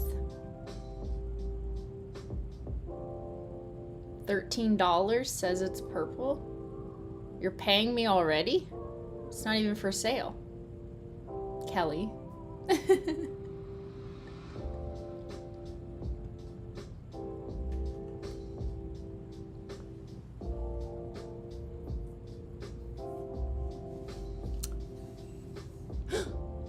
No! I just nicked it. Hold on. Emergency surgery. We're patching it up.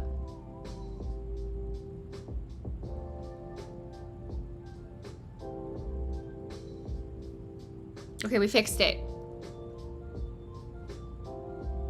Call off the ambulance. It's fine. It's fine.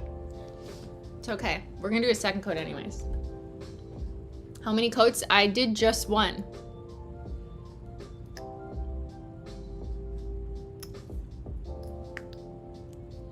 But experts who are detectives know consistently that the colorizer software is just terrible. Like, it's just, it does not work. Everything you colorize will look the same, and it's always bad. Like, why is that software just terrible? So go ahead and colorize it. I'm sure it won't be right.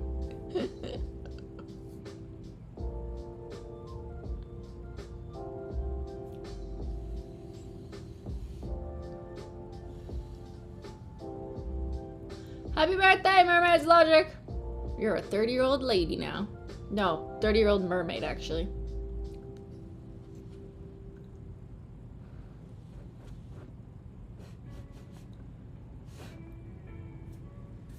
Okay, I'm gonna do a second coat.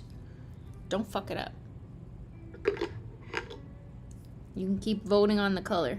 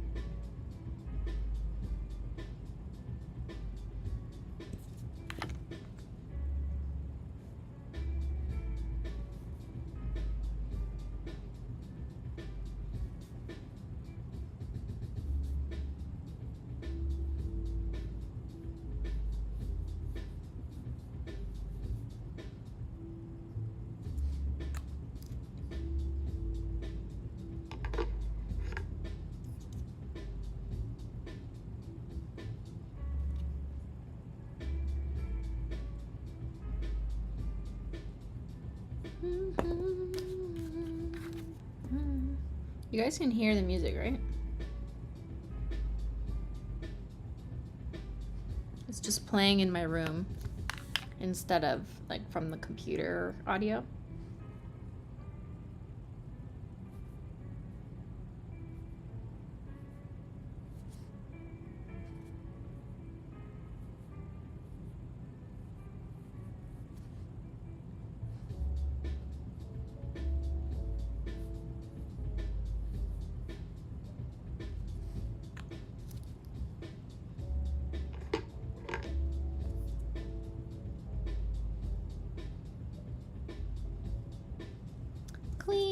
clean up, everybody everywhere. Clean up, everybody do your share.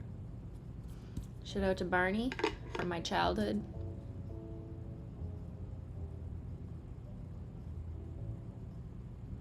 You're always a little creepy, Barney, now that I think about it.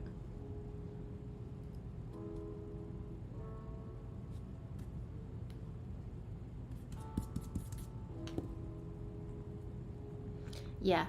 I love you, you love me, we're a happy family with a great big hug and a kiss from me to you. Something, something, love me too. Yeah, fucking weird. The fact that I remembered that too, like, ew.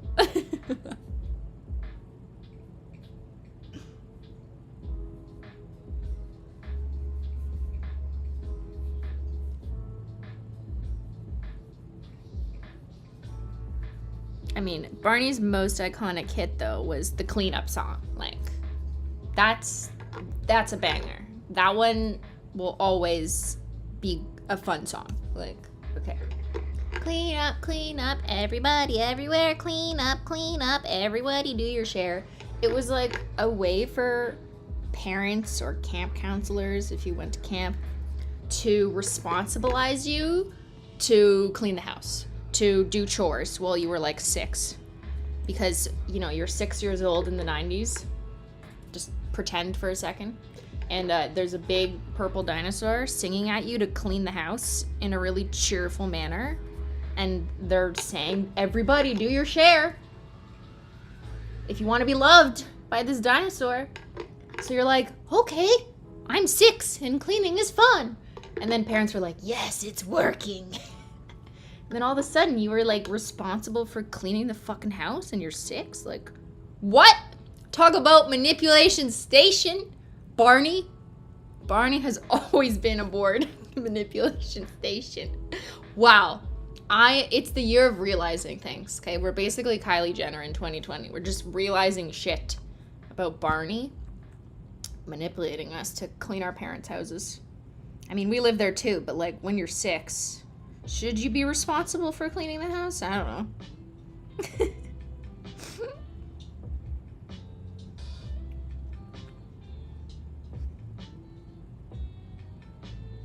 Because like, if teenagers watched Barney, then I can understand why it's like telling your teenager to clean up like the beer all over the house that like they left. Teenager. Late teenager. But like a 6-year-old, like what? Like, yeah, scrub the sink, 6-year-old. Do your laundry, 6-year-old. Learn how to fold.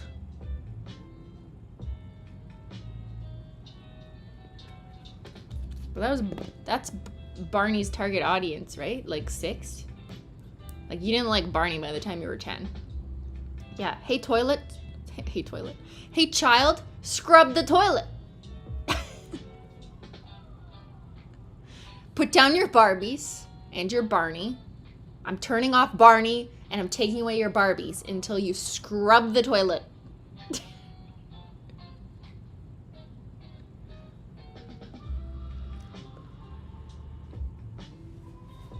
I said hey toilet, but I meant hey child.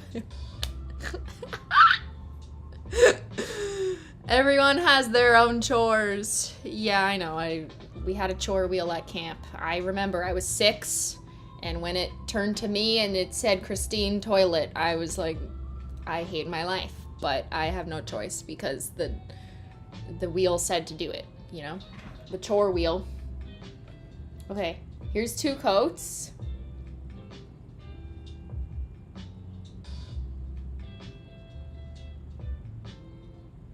It's interesting that this on your broken televisions looks opaque, but it's not. Like, I can very much see a similar effect to the last shade.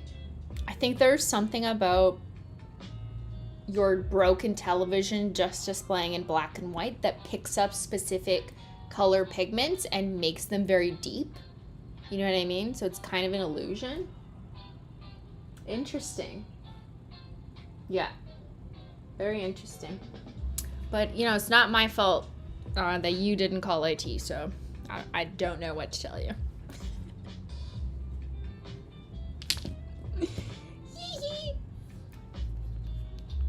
Your nail length is confusing me? Me too.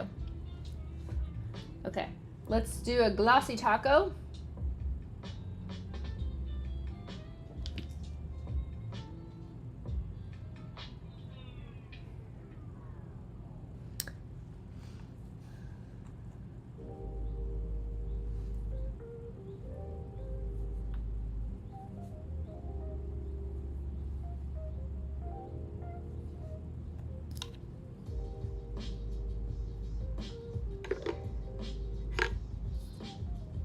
Barney was teaching us how to exploit children through child labor.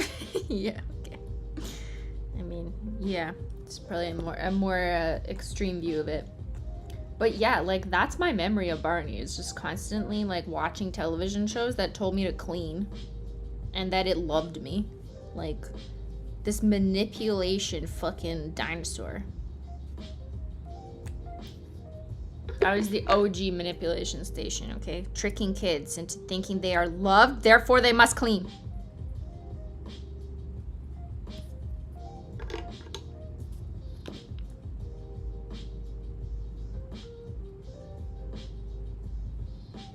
Barney was the OG influencer, actually, now that I think about it.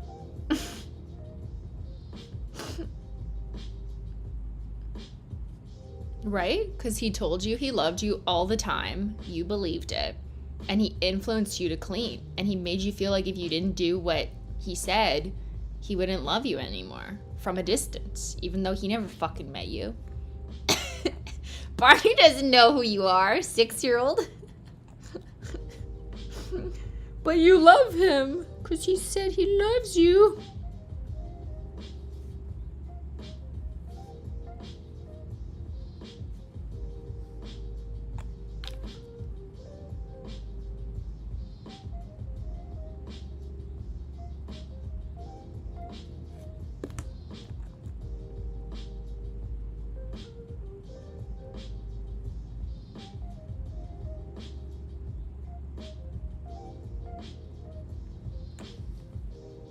Did you watch The Big Comfy Couch? Yes.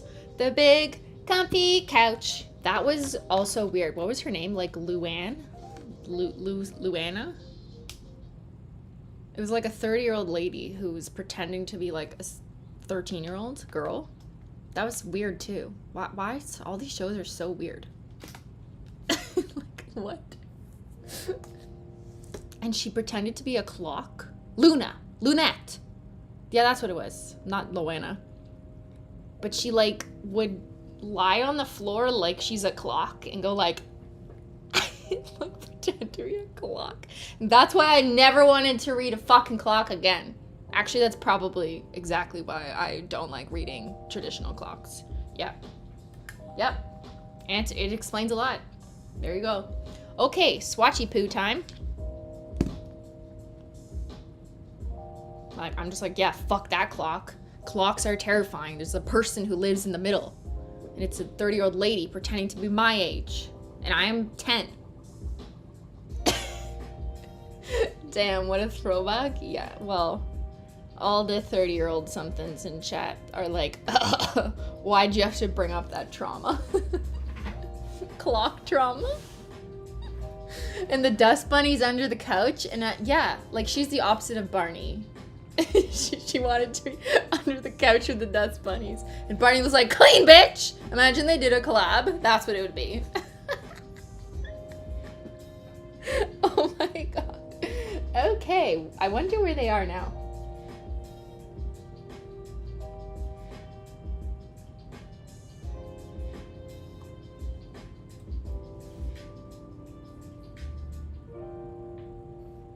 Okay, chat, where were we? Making progress. Oh, my thing is way down. Okay, that's why. I was like, why can't you see me? Let me just end the poll. What color do you think this is? You think it's blue, 43%. Wow, 14% of people believe their screens. They're broken screens.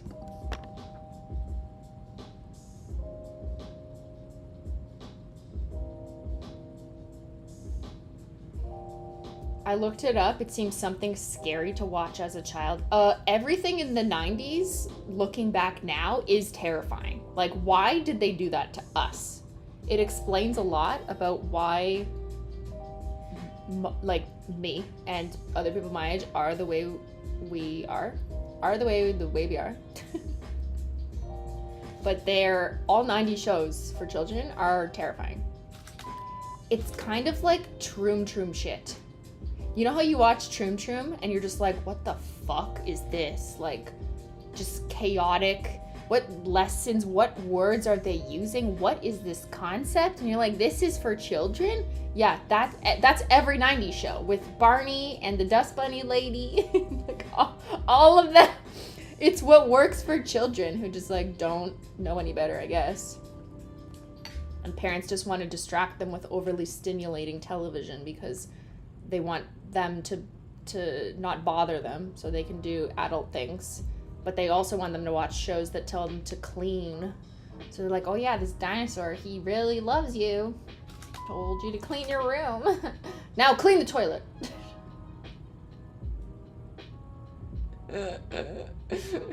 And that's why we are the way we are, chat. I mean, maybe I should do a poll and ask who was born in the 90s.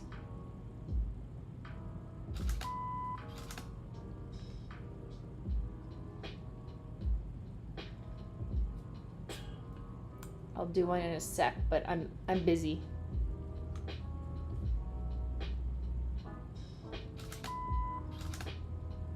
Okay, I like this shade. This shade is, to me, iconic of my time. But I think some people, like, won't necessarily care about this shade because they'll be like, ugh, not again. Actually, that's totally not true. Statistics show that people will be excited for this. But I also don't think it'll be like the hero shade, you know what I mean? There's always like a hero shade, and you're like, you just know which one it's gonna be. Like Play Rosé was always the hero shade of the original holiday collection, and just finally that's a good example. You're like, you know that one's a banger. No matter who you are, where you're from, as long as you clean your room.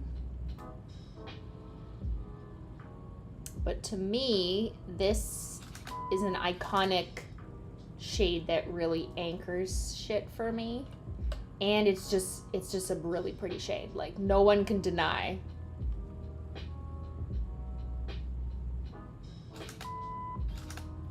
Especially in this formula.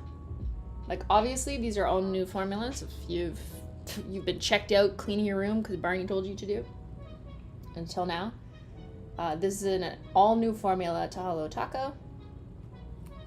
We have never done something quite like this before.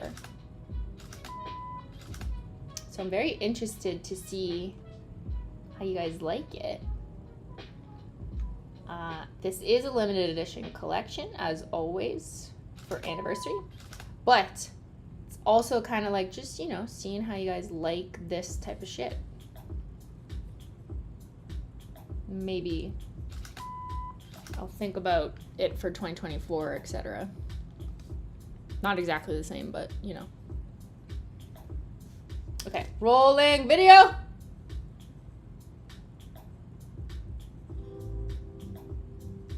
Oh, okay, this one sparkles nicely because the shade is darker, which I can say.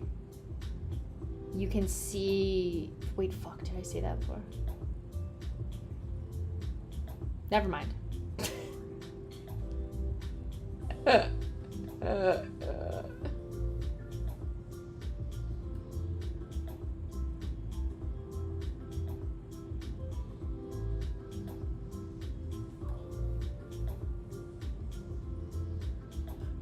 Pretty.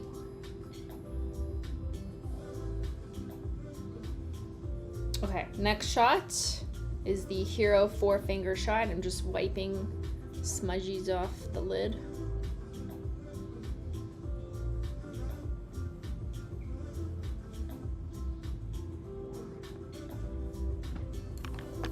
Okay, I was gonna do a poll. Let me run a poll. Lunette is Canadian. Allison Court. Oh yeah, that's her name. Was born in Toronto. Was that a Canadian show? Because a lot of you in chat seem to know what I was talking about. So maybe it wasn't just Canadian. Lunette is Canadian. Alison Court was born in Toronto. Okay, were you born in the... Born in doesn't work, because I wasn't even born in the 90s. I was just a 90s kid, because I was born in 88. So, whatever. I'll put it this way, so it's a bit more flexible. Were you a 90s kid? Were you a 2000s kid? Wait, does the next one mean Gen Z? Gen Z, sure, right? I don't even know anymore. And then a older baby. Older baby is the last one. You're older than a 90s kid. Okay, there you go. What kind of baby were you?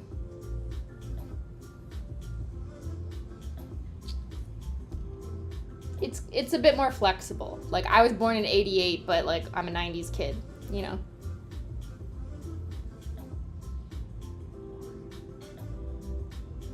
Okay, we're doing the closer upper shot with the 4 fingies. 4 short fingies. Let's put this more here, actually.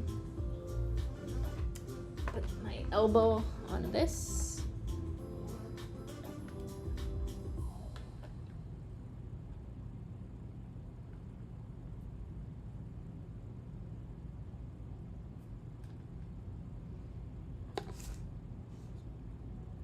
I see 90s kid is winning. Maybe you guys are just manifesting being a 90s kid because I just kept talking about it. You're biased. I biased you. Because I said I'm a 90s kid, everyone all of a sudden is a 90s kid. I biased the poll. Guys, that's not how this works. Okay, you can't just be. Or maybe you can. Maybe everyone can be a 90s kid if you want to be. Right? Isn't it just like a state of mind or a vibe?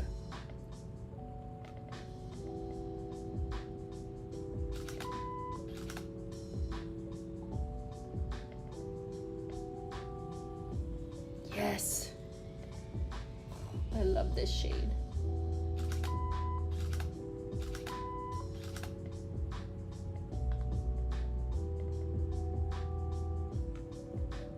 I still can't get over how good Ben's swatches look. I finished them this morning and sent him a picture, and then he liked it. Like, you know, on the iPhone, liked it. And then I was like, yeah, like, they look really good. Ben did amazing. I mean, as always, but this formula looks really good on, like, short nails. I don't know why, you know? I mean, it's totally subjective, but I just feel like I'm like, yes, maybe your nails should be like the Hero Carousel, not mine. Even though my nails are shorter, so it kind of fits it too. But I just think it looks so cool.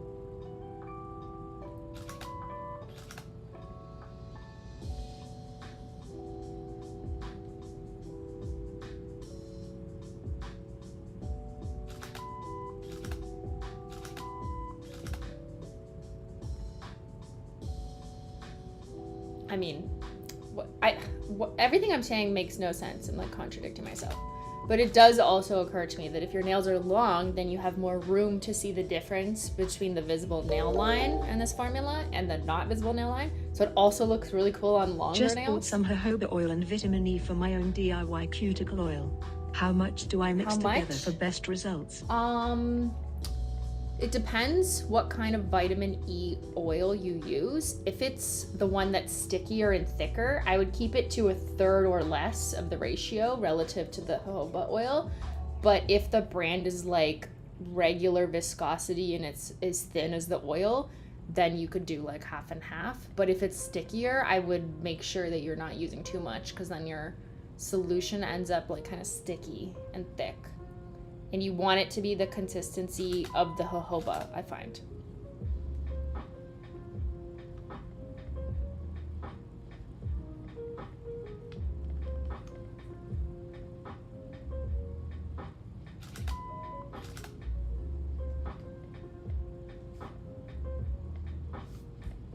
I'm basically just taking multiple shots to get the logo looking. Okay, that one was perfect. Stop shooting. Keep going. Okay. Gen Z is a separate category when Gen Z starts in 97. Doesn't make sense. What? Gen Z starts in 97? I don't remember. Wait. When did someone look this up? Because I'm busy. Okay, when did Gen Z technically start?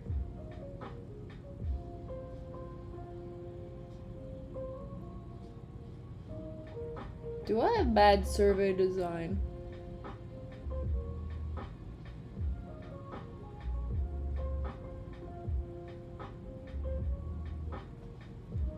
It started in 97. I still feel like people see it as younger though. Okay, well, you know. So I have a bad poll. Sue me. 56% of you are 90s kids. 25% are 2000s. 7% said Gen Z, but maybe they're also 2000s kids.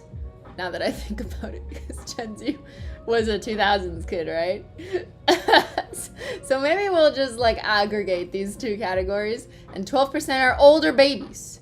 Okay, but it still stands that the majority of you in here are 90s kids. Interesting. Whether you are actually 90s kids or you are manifesting 90s kids and nostalgic for something that was not your history, it's all good with me. Okay, now I'm doing the close-up shot. Close-up shot. You know what I didn't do is get intentionally blurry photos. Not photos. I'll never use those, but like a video. Maybe let me get a blurry video so you can put that in the teaser. You guys love that, right? So that's when I just like intentionally put it out of focus. I never use autofocus. I'm a manual lady. Because I want to be able to control exactly what part of the nail is in focus. So I just made it all blurry. So I can get some blurry looking shots because this formula looks fun blurry. Whee!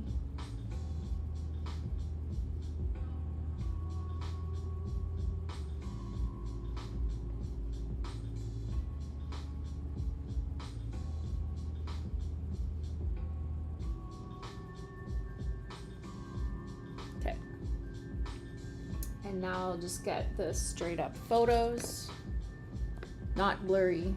I mean, when my hand's kind of reculed back a little bit, then you can still see a bit of bokeh going on. Little bokeh.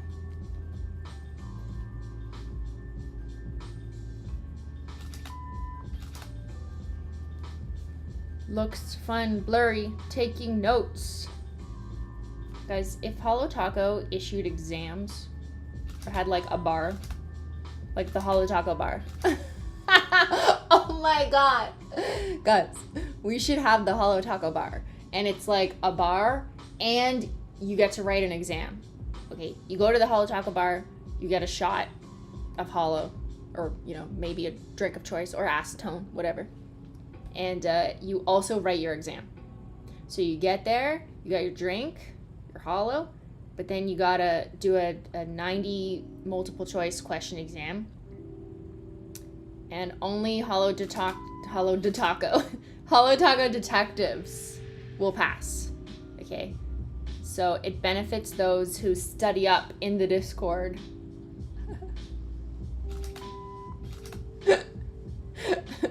Forget your LSATs. Study for the Holo Taco bar exam today. Download the Simply Illogical Discord. Well, no, don't download it. Join the Simply Illogical Discord server. Link is down below.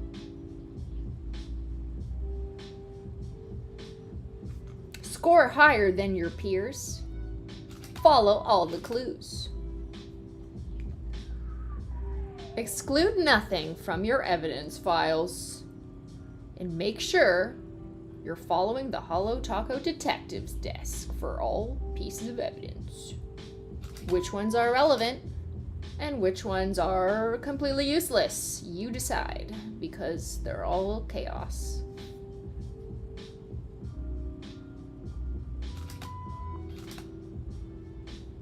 What the fuck is an LSAT? You mustn't be American. Actually, what does that even stand for? What does LSAT stand for? I don't even know. We don't really do that kind of stuff as much in Canada. Or wait, do we? Am I making shit up? I have no idea. I didn't go to law school. Yeah, it's a law school admission test. Is it? It's also in Canada, or is it called something different? It might be called something different.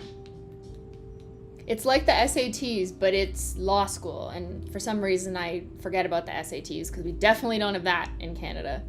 But law school admission test is something other people cite. Canada does LSATs? Okay, that's probably why I know that. But yeah, we don't have SATs. Like, I don't know what that is. I mean, I know it's a national exam, but not in Canada. I didn't have to take shit. They just let me in the door.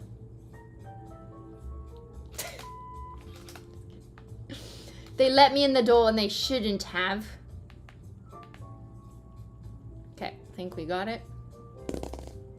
High schoolers take it for college placement. Unless things have changed, because it's been a long time since I'm a 90s baby. But when I went to French immersion anyways, the only thing that got you into university was your grades at your high school. That's it. So, you had to get good grades. Actually, that's not even true. There's universities in Canada that accepted thresholds much lower than other universities. So, like, you didn't need 90s in high school to get into university. Just depends which university, I guess. And if you were a smart and obnoxious student like me, then you did early acceptance when you were in grade 11, so that you got accepted based on your grade 11 grades, and then you could, it didn't matter what you did in grade 12. So you could slack off in grade 12 and not care as much. So you could have a fun last year because you already got accepted early. But you had to have good grades in grade 11 to do that. And there's a limit to how much slack off. Like, you obviously couldn't get a bunch of D's in grade 12, but you didn't have to maintain like the 90 or whatever that you needed. It was a bit more reasonable. So yeah, that's what me and a couple other smartasses did. So technically I was 16 when I applied and got accepted to university. They probably do that in the States too, but there's no such thing as a standardized test for university.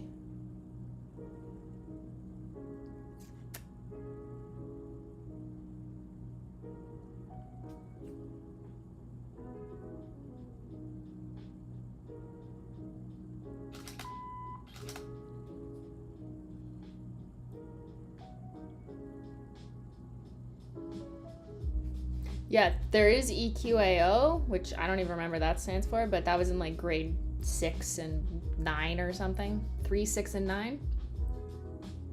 Which is government standardized testing in Ontario, because I think that's what the O stands for. But like, there's really no point. Like, what is the point of that? Like, just to measure the populace of children, see how smart or dumb they are, I guess. Like, that's the point. So they can decide if they need to totally fix the education system and make people learn better. But like, it didn't make you get into anything different. Like, you were already in grade school. It's not like you're going to high school. you're like, I'm in grade 6. Like, what? That's how I remember it, being like 10. Being like, what? Just as a confused 10-year-old. I'm like, I'm supposed to clean. Barney told me. And now you're telling me to take this standardized test for what? I don't know. I mean, I'm sure there's tons of reasons that teachers can speak better on than me, who, you know, this was like 20 million years ago. So I don't really know what the take on that kind of stuff is. A couple of people are saying for curriculum purposes, yeah, I guess it gives you a chance to assess relative to everyone how everyone is doing. So standardized testing is good for that. But I remember there being a big debate about it causing a huge burden on young students as young as like grade 3, grade 6 of like all this fucking crazy ass studying because teachers were so worried about their students being flagged as like not as good as other areas in the region. So it was just like so stressful for like a fucking 10-year-old. That's my memory of it anyways.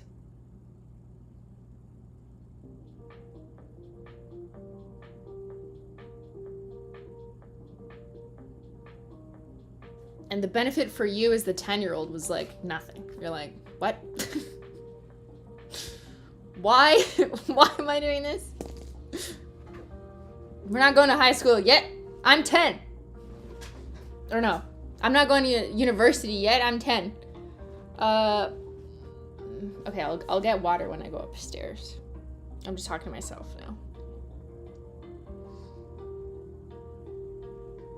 Okay, did I get all the shots? Fuck. I'm so distracted. Let me take a look, see. Okay, so I got video. That's a good shot. It's a good shot. You wanna see? You wanna see? What does that say? Oh, no, no. Okay, let me make sure I got them all. We're gonna do the see-through one, but I want to do I took the LSAT twice and it was awful. There is no research to show that the score represents how good of a lawyer you will be, and once you're in law school no one cares about your score anyway. True. I could see that argument. That's like with literally every industry, except maybe like medicine or something, I don't know. But yeah, legal skills or your ability to argue in court is so tough to measure on a fucking written test, obviously.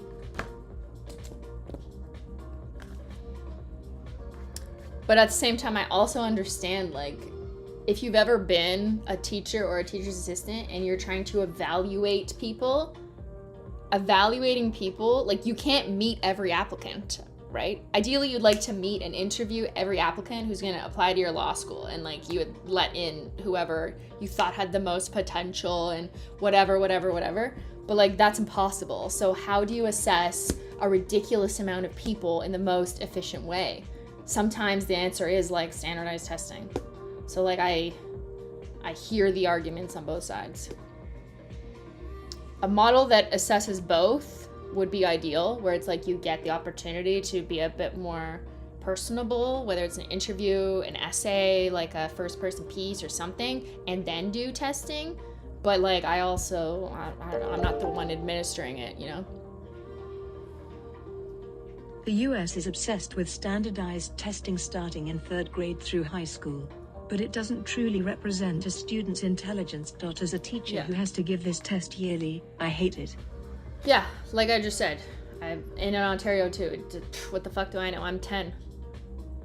But I don't know. Someone who works in testing or the evaluation or the administration of accepting people into things like law school could probably tell you it's like literally impossible to assess people in a fair way if these tools weren't available. That doesn't mean it's perfect, but like, what do you do? What do you do? Okay, we've heard from teachers who hate the testing. Is there anyone who works in admissions? We need to balance it, because I'd be interested in hearing from like admissions. Is there one person in admissions? Okay, I'm taking carton photos.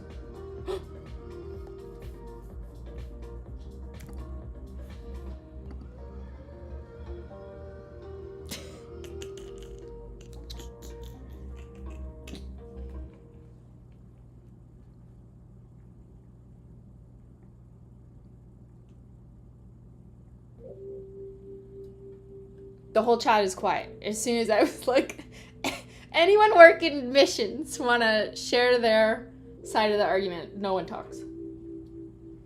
I know. Statistically, it's more likely that people are teachers or students as opposed to like working in admissions.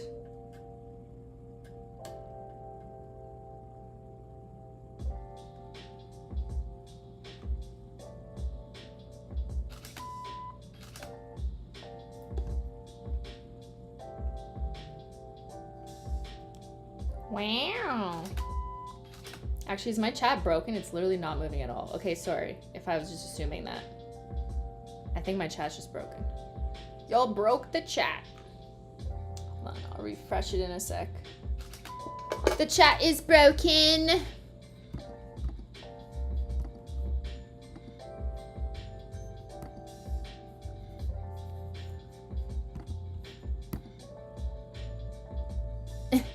Literally, what? It just deleted it all. Hello? What? Look, everyone's reacting, but no one's typing. Oh, I think it's just broken. Sorry, let me see if I can... There we go, there we go. Yeah, sorry. I'm sure some of you talked and I missed it because now I can't go up anymore.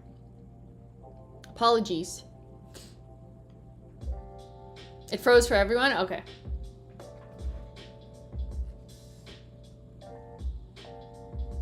I worked as a consultant project manager in university's admissions. Interesting.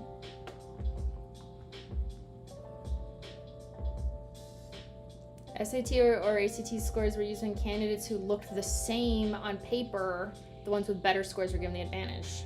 It's a good point. So it's not used in isolation as like the one metric, but it can be used to split the vote. Just evaluation of anything is tough. Like ask any statistician or researcher. People want to be able to use quantitative evaluation, which standardized testing or any testing is, I guess. Well, no, sorry, not any, but any like multiple choice testing would be quantitative evaluation because it's easy, effective, and easier to standardize, meaning it's the same questions asked to everyone and you can do a bunch of like tests to make sure that it's measuring what you think it is. So more research is done on it because they can repeat the same things or recycle the same questions year after year. So they can do more research about what it actually measures and that it thinks they measure what they think it does. But yeah, it's not always the most ideal because it ignores the qualitative, more human aspects of skills and the way people can think on their feet and different skills of communication. And I don't think people who like administer quantitative tests like are necessarily saying that they don't give a shit about real life skills that can't be measured in that way. It's just like, what do you do? It's impossible to measure everyone in the qualitative ideal way all the time when you have 10,000 people applying to the same law school. So I don't know. I don't have a solution for y'all, but I understand the challenge.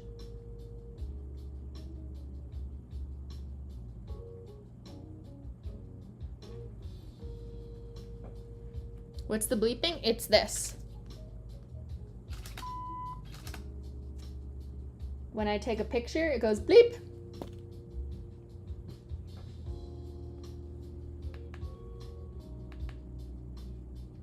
Okay, that looks good. So we've got the carton. And now I'm blanking.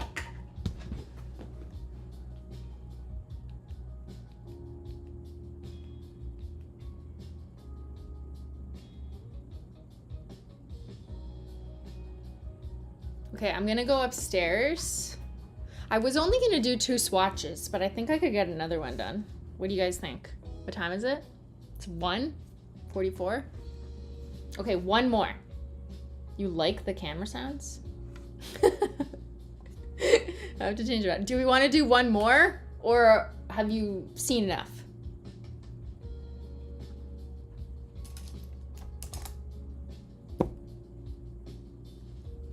One more? Okay.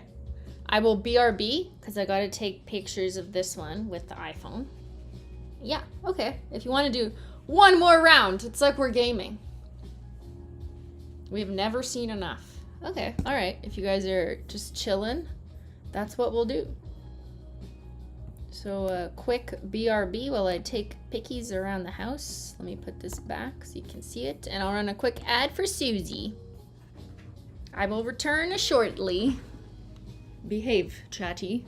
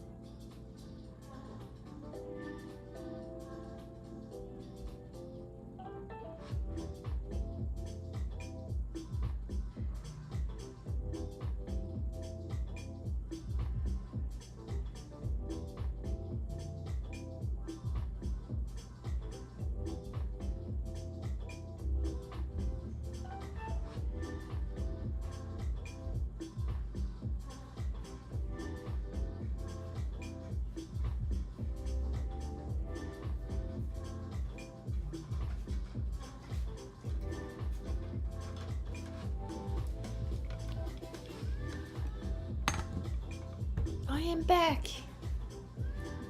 Just kidding, I need to get a battery.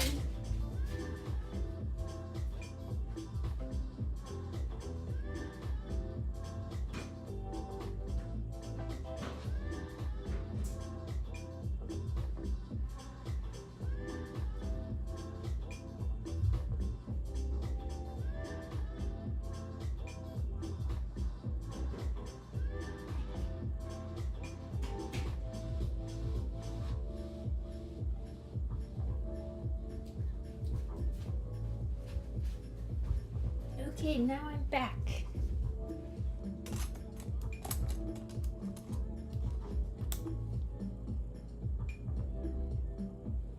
Welcome back, everybody.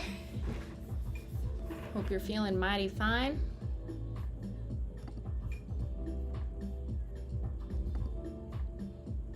We are gonna do the new shot that we discovered an hour ago.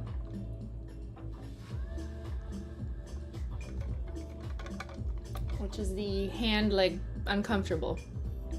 The uncomfortable hand shot before I take off this shade. How did we do? 10 minutes?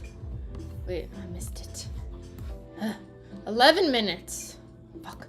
I gotta improve my speed run. It's because I go outside, I take sun shots, but I spend more time outside because like I want the sun, the shade, and then I was going like this in addition to this, and then I got my bathroom lighting, and then I got indoor regular lighting, and then I got by the blinds inside lighting where it's very overcast looking, like almost to simulate shade, and then I got flash on my kitchen counter. So there's quite a lot of, you know. Oh, and I have to put on a different jacket. Yeah, that you didn't know. Fun fact. But I don't put the whole jacket on. I just put it on one arm carefully so you have the sleeve showing in the shot. So I'm not wearing this. There's like a different sleeve. There's a jacket in the shot. Oh? Yeah, I don't put the whole jacket on though. It's fake. I only put it on one arm. I'm a fake jacket wearer. Simply Illogical's fake. Fake photo shoot. Remember when I did that for Gala? I showed you behind the scenes. I like had a piece of sequin fabric that I just wrapped around my wrist. It was like black sequins, so it looked like I was wearing a black sequin jacket, but then when you pull back, it's just like, it was only on my wrist. It's just a random piece of fabric. I do not have a black sequin jacket. But yeah, I was wearing a fun little jacket. Got it off eBay. We'll see what I end up wearing for stream. You know me. Always trying to look matchy. Okay, we're doing this shot. Don't look.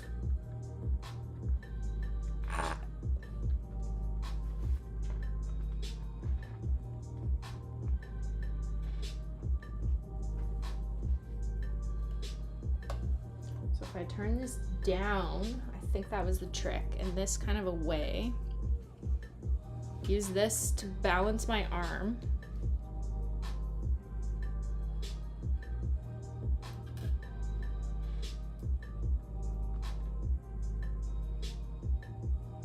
It's a little dark. I think this has to be more like... Wait, did I turn it up all the way?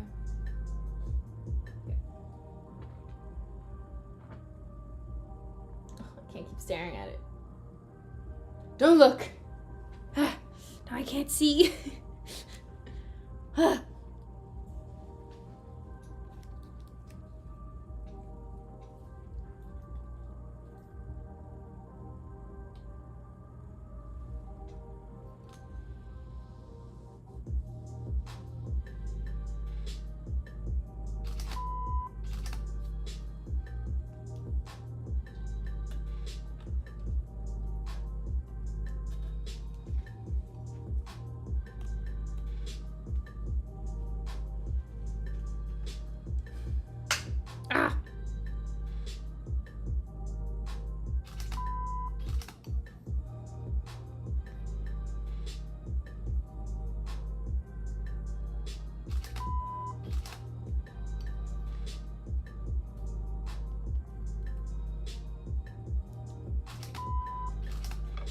What's on your other hand today? Can't tell you because of disclosure rules.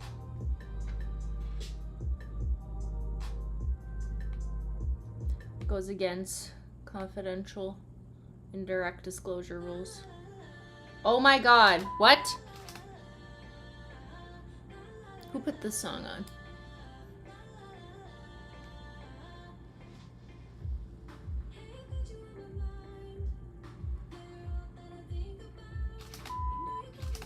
Is chat controlling my music? What have you done? Who did this?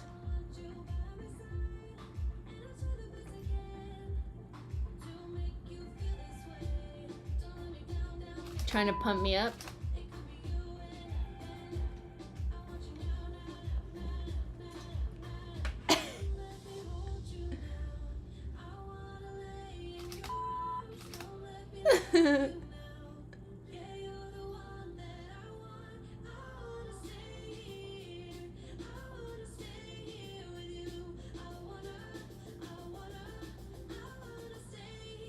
Hit it!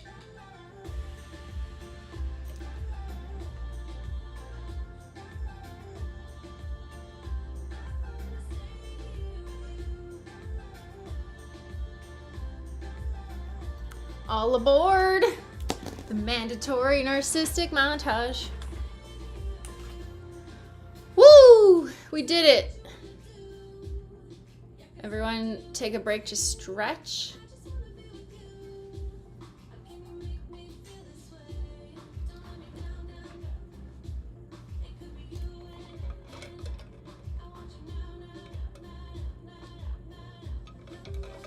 Okay, let's peel one more time. What'd you guys talk about while I was gone? La la la la la la la la la la la la la la la la la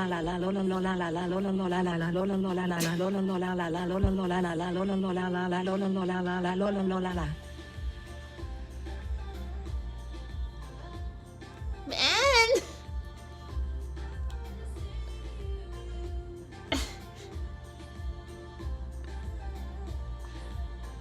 Bam! She was singing la la la la la. Ben's just mad at me because I stole his computer to swatch. It's my laptop's like too old to stream. And I don't have an extra PC. And I'm not carrying down my giant ass gaming PC to the basement. This is circling back to the useless conversation we had 3 hours ago.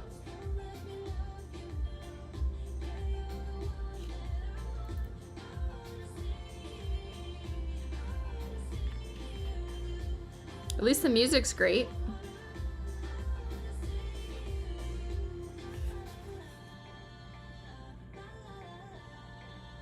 Come on in. The music's fine. Ben is why we can't have nice things. Actually, I took his nice thing. Okay, now we have sad music. Okay, it's gone to the chaotic point in the playlist. I gotta go back to the beginning. Yeah, Ben has the nice thing that I stole, which is the good computer that is also a laptop that can support the studio and software to stream. So I stole Ben's nice things, actually, so we could have this stream. And I'm not sorry. I will not apologize. I will celebrate it. Stealing from Beyyyn. Stealing! Stealing on the beat! Hello? What's this? Ben! Ice cream man! For breakfast? It's 2 p.m. Oh. It's basically breakfast. What is this ice cream? You need to test it. Chat, look. Who was there on Bentendo yesterday? Regrettably, if you were. Oh, what color is this ice cream? There are disclosure rules that have been breached. You can deduce what this is because something was revealed yesterday in a different piece of information that you can then apply to this stream, use deductive logic to now extrapolate what the colors of everything else could be. That's why disclosure rules exist. So you can't do that. I just broke the code with this. What? Okay. It's like, for example, you do a survey on a bunch of people. I'm just eating ice cream now. This is just an ice cream stream. Jesus Christ.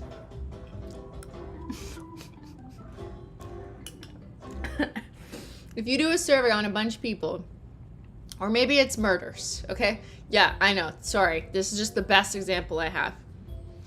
But there's like not a lot of murders. So there's only like a small amount of murders, okay? And maybe the table says where they were, just like regionally. One says like Toronto, one says Ottawa. And your columns say Toronto, Ottawa, Edmonton. And then the table is a crosstab between region and like, I don't know, type of relationship. So it was like a family member, a stranger or whatever. If the number of murders is so little that some of the cells just say 1, and you can deduce who that's about, and let's say you don't want to disclose that information, then you have to follow disclosure rules, which are established to make sure that doesn't happen by accident, just because you've like tabbed it out into different crosstabs. So disclosure rules would be like automatic software that tells you you can't actually release this cell because this cell is too small, and it would accidentally disclose things that maybe we didn't want to be disclosed. You know what I mean? Not that this is the case in that particular scenario necessarily, but that's why disclosure rules exist. I mean, most homicides are public and like in the media anyways, so it's not really the best example, but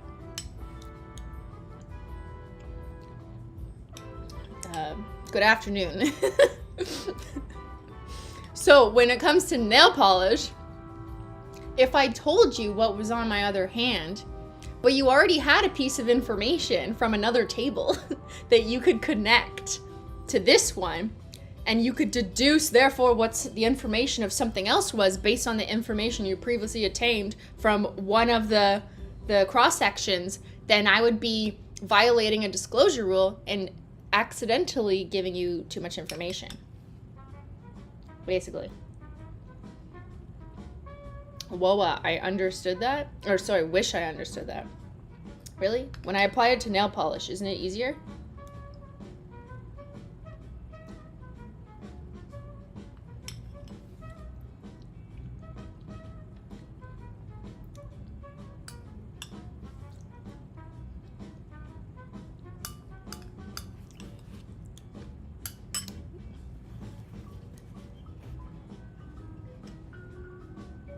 Who wants to take my bowl?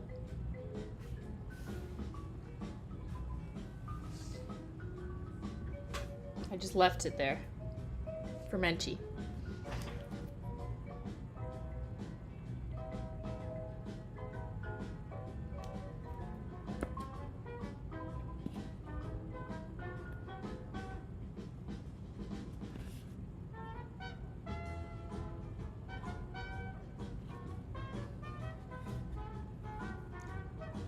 Extra data points for detective color corrections. Exactly. Ken Hollow Man Hands. Incidentally made a disclosure that could possibly lead to you identifying information that was otherwise confidential.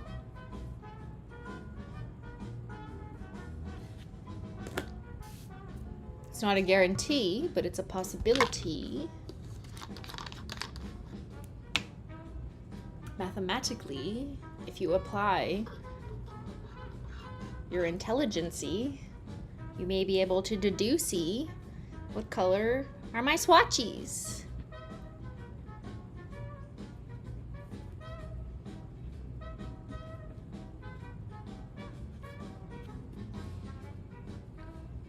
In Norway, you can look up how many people have whatever legal name.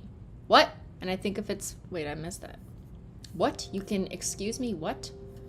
And I think if it's 4 or fewer people, it just says there are 4 or fewer people with this name.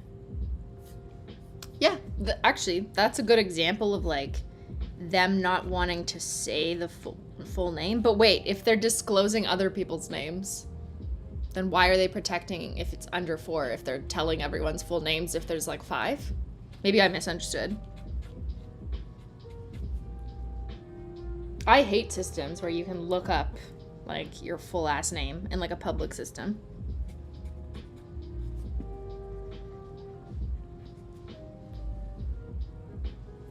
I love aggregate data. I'm a big supporter of aggregate data, which means putting all your shit together so I don't care about you. I literally strip your name off of it because I do not care. I just want the total trend results of all of your information. I do not want you as an individual that I can isolate and care about your name. I do not want your government name. Unless it lets me link it to other things. But I don't actually want to see it. You know what I mean?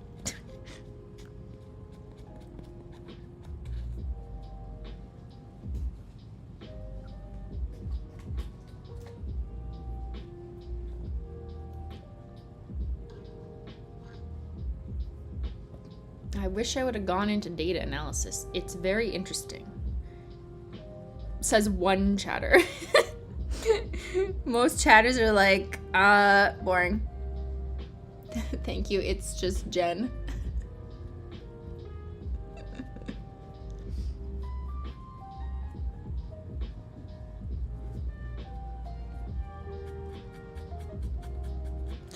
I wrapped the tips too hard, you know? So I'm using a Q-tip to remove.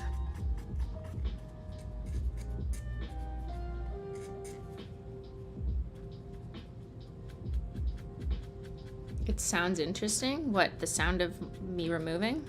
Or data? Are you talking about like the squeaky sound?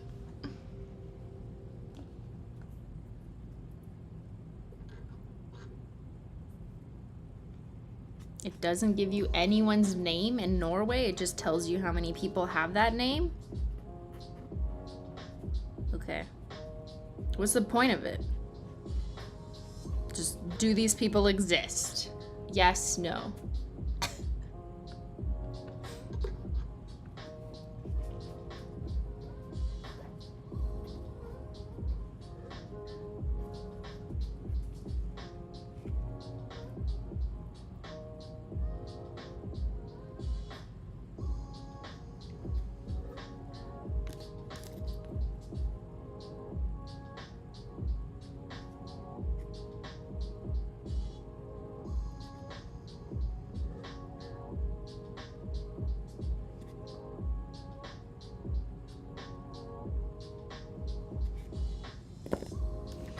My hands are dry.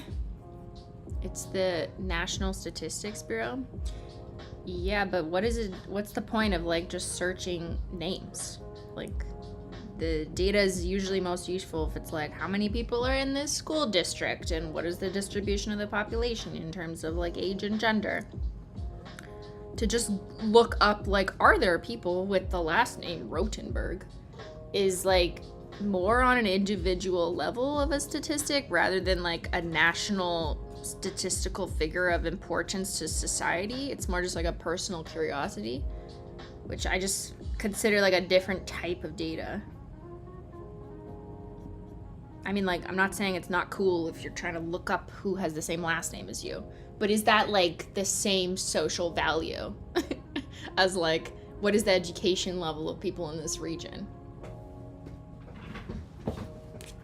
Where you doesn't matter what your last name is or your personal identity at all. It's for popular baby lists, like the names.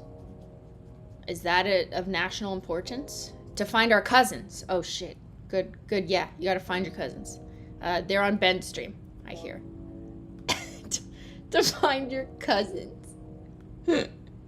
Just go to like Ancestry or whatever to find your cousins and your last names.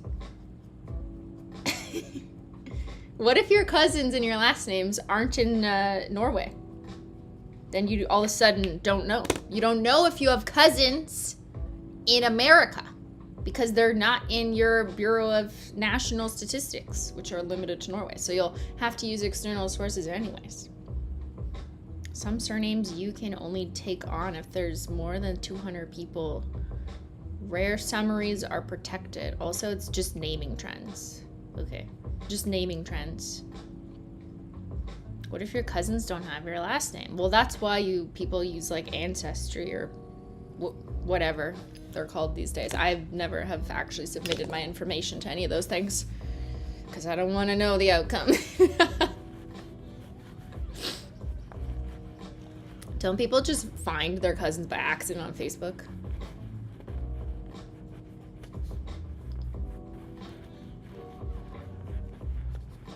I don't want to know. You know, like, I'm good. Nobody uses it to look for cousins, but why? What are they looking for if not their cousins? Where's my Norwegian cousins? Can you see if I have any over there? Look it up. Last name, Rotenberg. It's German for Red Hill. Are there any Germans in Norway? I don't know.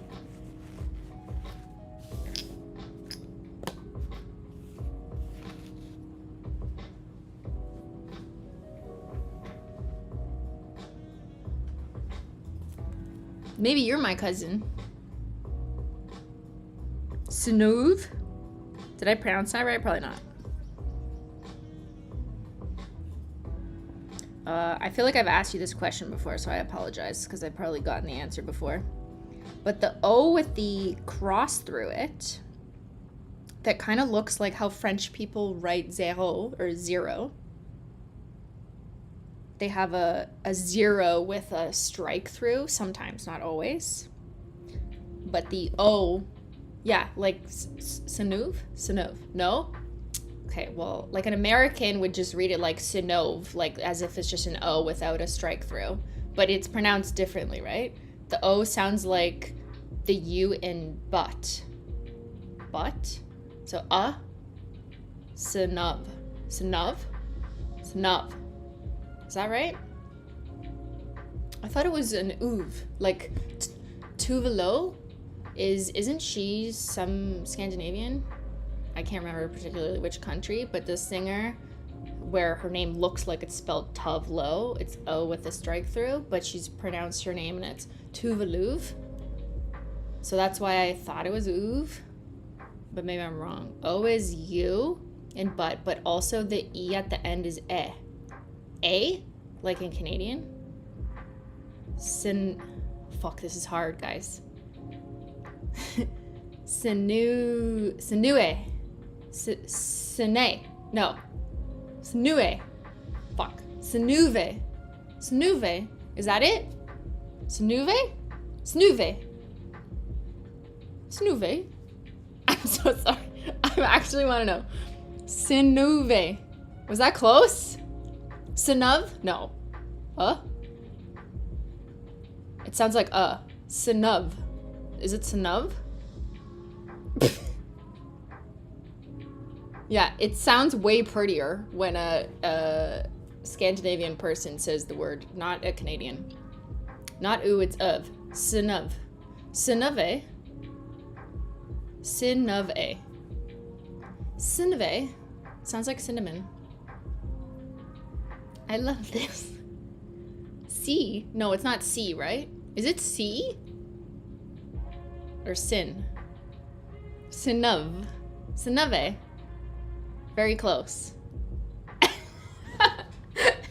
Guys, we're trying. That's super close. Sinove? Okay. We're trying. Okay, I guess that is different than how Tuvalu's name is pronounced. Maybe it is different depending on the letters beside it. But regardless, it is always prettier when pronounced by a Scandinavian person or someone who knows how to pronounce it. I just love the use of fun characters like that.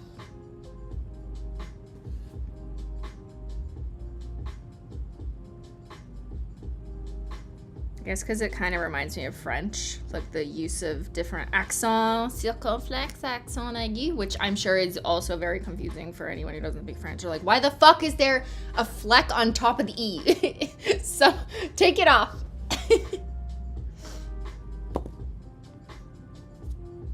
Okay, peely base. It's the, yeah, the French is kind of probably fucking me up.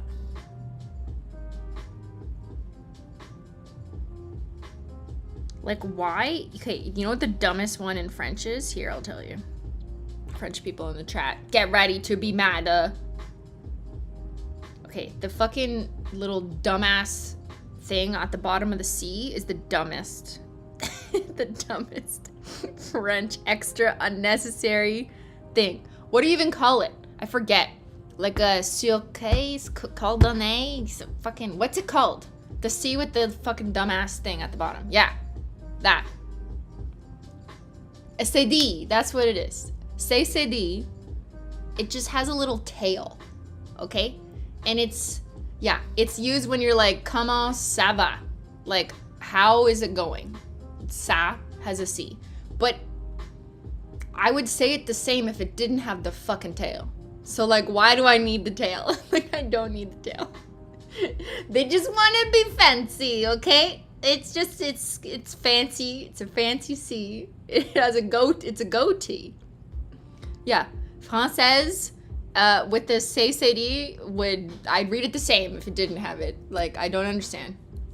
Comme ça, yeah, I would have read it the same if it didn't have the little tail. Like, why? Just trying to be fancy. It transforms a C into a Z in my mind. Comment ça va? But you're still saying ça. You're not saying comment ça va. Comment ça va? What? Sounds like an English person trying to imitate a French person. Comment ça va? And it's like, no, that's not how they speak. Anyways, just French things.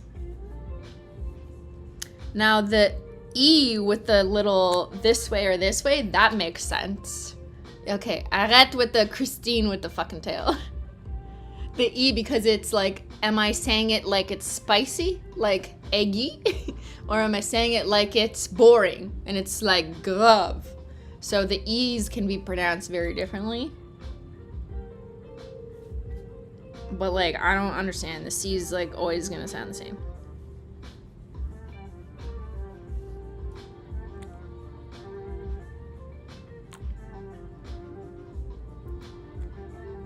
Or the little chapeau. Where it's like, eh. Chapeau, sorry, chapeau is hat. But it's like when the E is wearing a hat, it has like a little fucking triangle on top of its head. Like this. Chapeau!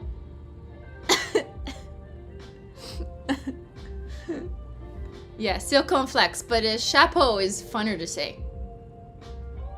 With a chapeau. I like Christine. Like, no. It looks like an S. HOLO taco. No, stop putting HOLO taco the French way. We're rebranding. The HOLO taco with a C. Say D. Yeah, this is a end of stream Duolingo session. The bird couldn't make it, unfortunately. It's rollover from medieval French with the little chapeau guy. Hello, taco, yeah. Yeah, with AUX. Just put AUX on everything. It's the conjugated way of saying holo taco.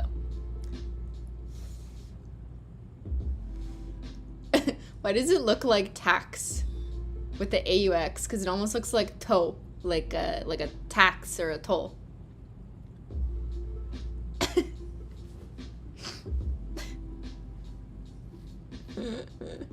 Oh my god. Okay, some of you are writing it like how I wrote my MSN Messenger name in 2002. Yeah, okay. See, this is how I would have written Holo Taco in 2002 on MSN. With a bunch of fucking squiggles and asterisks, and then it looks like angel wings beside it. Remember that? Remember Angel Fire?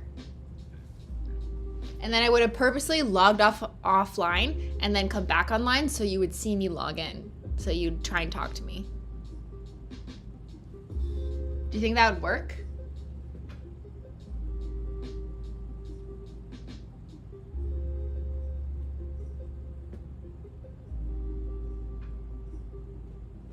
I'm just letting it dry. You do that on Discord? No, I do not. I'm just always online. I just never log off. The funny thing is, Discord thinks I'm always on and like actively on it, but actually the reality is my computer is always on, even if I'm not at it. Except right now, my computer's not on. So that's a lie. This is a rare time. But my computer's just always on, and Discord is always on my computer. So it looks like I'm always on. But the truth is, you never know when I'm watching.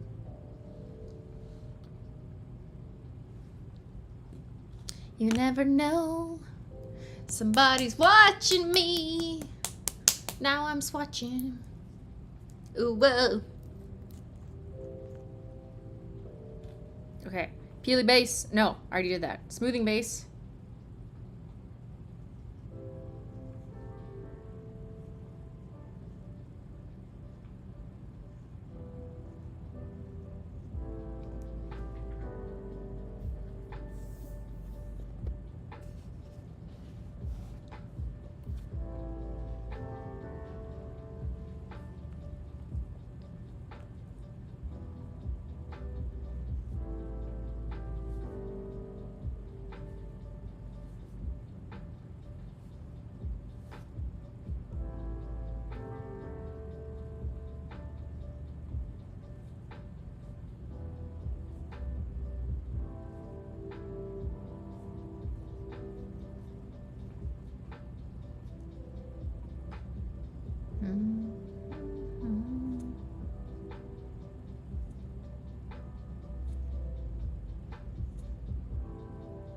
Oh, does anyone in the Menchie gang remember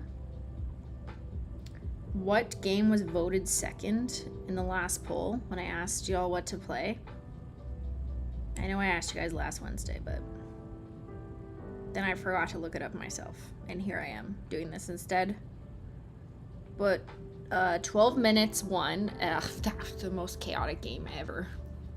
And then there was second and third and fourth place. It was not only up, Ben. Stop lying. Was it Oxenfree? Okay.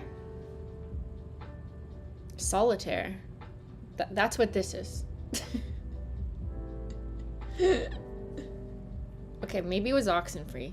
Alright, I'll just have to trust you. But yeah, anyone who watched me play... How was the ice cream? It was delicious. Exquisite. 12 minutes was crazy. Like, the wildest game. It was just 2 episodes or 2 streams.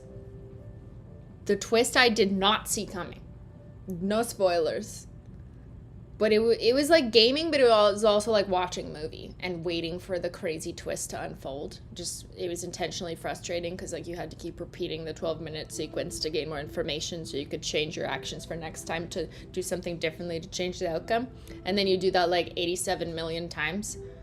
And then you finally get there and then you're like, excuse me, what the fuck? Yeah, that was my face. When we learned the things. So if you are bored and you're just looking for the craziest fucking shit for your eyeballs and ears to hear, play 12 minutes or just watch me play 12 minutes on VOD. It was a lot, yeah, with the T later, because that's how much our jaw dropped, and then we like had to pick it up off the floor and find the rest of the words in the sentence. Yeah. I had to rewatch that part of the stream when the twist happened to make sure I heard correctly. I know, right? I was like, what? You can see on my face. There's like parts of the stream where I'm just like, what? Like as if I don't know, my nails are wet. They were not, but yeah, it's hairbrush level jarring if you ever watched that other one I played called Her Story.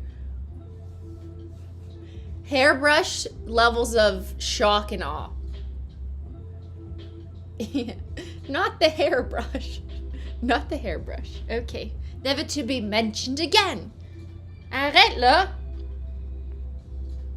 Okay. Last shade for this stream.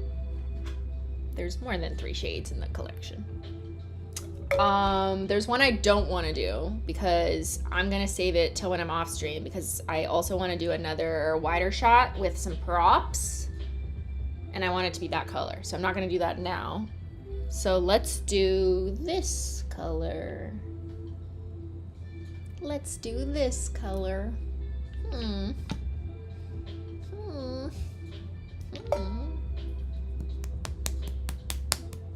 Elaborate what's the hairbrush? No, we will not be doing that. I am PG-13. Did you know this? Contradictions won the vote. It did? I just went back and checked. Oxenfree was a very close third. Okay, thank you, Amateur Nail Art. We thank you very much for checking out the facts. Some of you were lying to me. Gaslighters, manipulation station chatters. So Contradictions was the British crime series. I can't wait. Maybe there'll be a hairbrush. Okay. Well, let's paint the next color.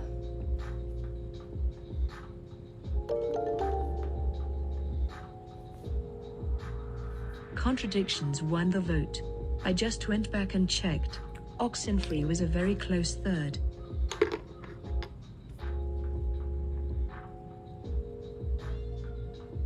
We stand an honest chatter.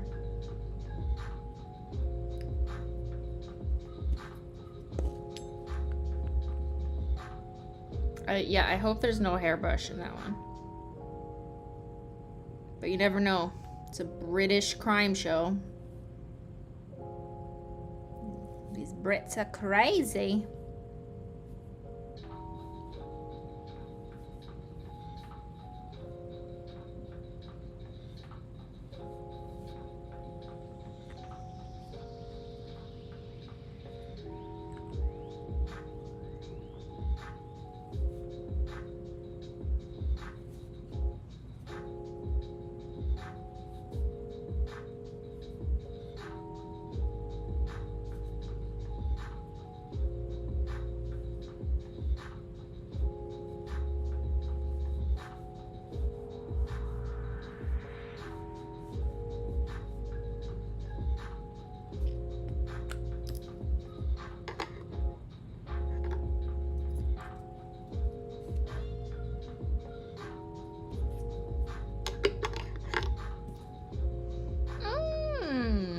So what do you think the third color is? Huh?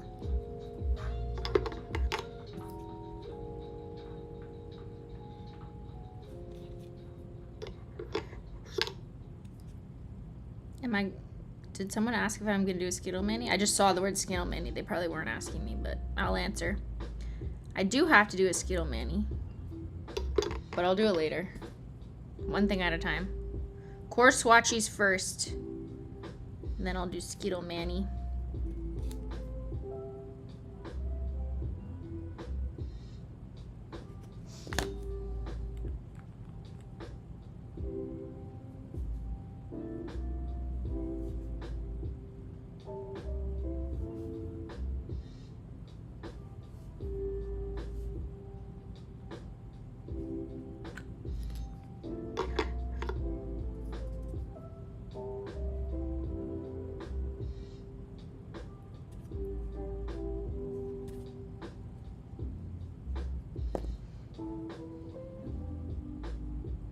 This one looks pretty good in one coat.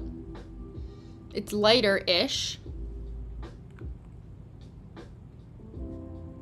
but I'll probably do a second coat, or maybe just like a spot coat. You know what I mean? Probably not.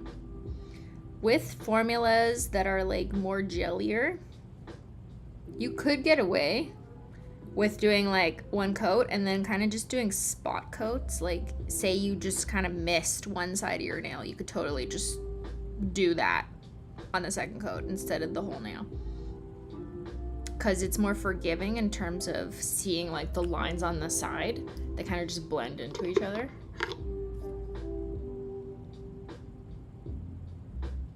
So if you're trying to keep the slightly more translucent look, but like one side maybe you just didn't do as thick as the other, you could just go back and just make just the thing that's the side that's slightly thinner. Just do a spot coat, but then it all blends by the time you put a holo taco on.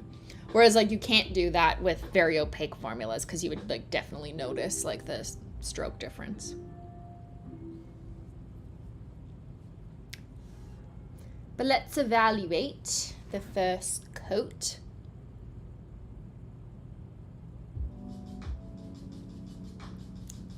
Cute!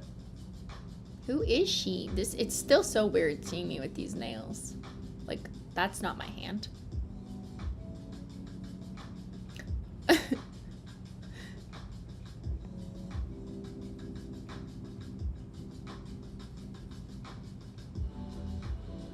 80% of Holo Taco catalog could be one coaters, but us pros put extra coats.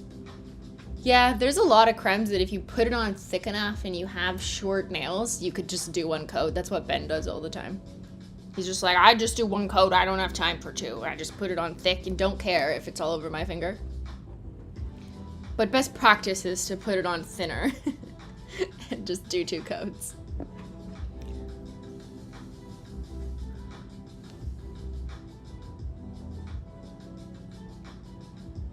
I think I'm gonna do exactly what I said, just a spot coat. Because I like the way it's looking in one coat with this color. What's interesting with jellies is that like the color can, not even the color, the pigment choice, the pigment available in that color can have different varying degrees of translucence.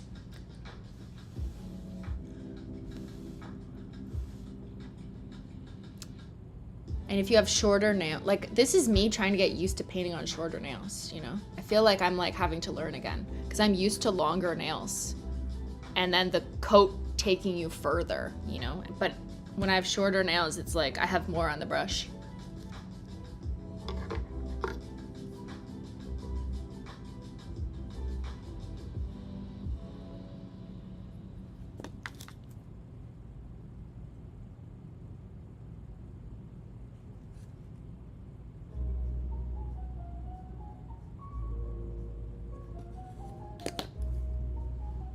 Thank you, Mackie. Long time viewer, first time participant. Will you consider playing the game inside? I never heard of it. Is it really scary though? Like, come on. You guys want me to die or something? How scary? Is it like I can only play it on Halloween scary?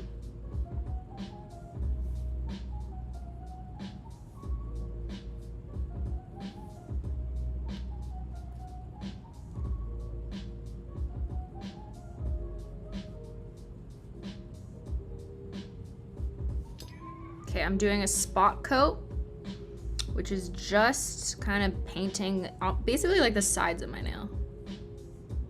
But I kind of like how the opacity landed. Just a quick little zhuzhi.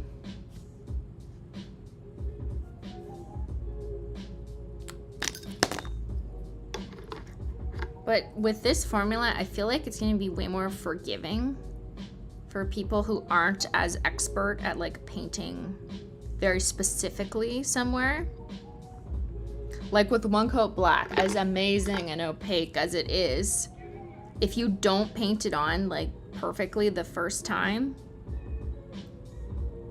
you can't just do like a spot touch up without noticing that there's like a little patch kind of sideways, you know? But with a formula that's a bit more like jelly in nature, you can totally like whatever on top of it and you won't notice because it kind of blends into itself.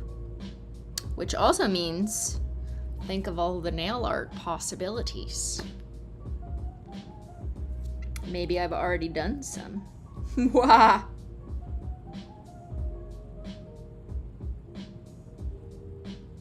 That'll be the biggest surprise.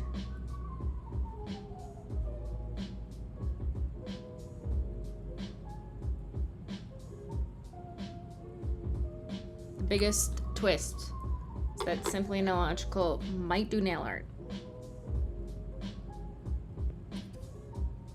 Okay, I think that looks good. Oops, I missed a cleaning spot.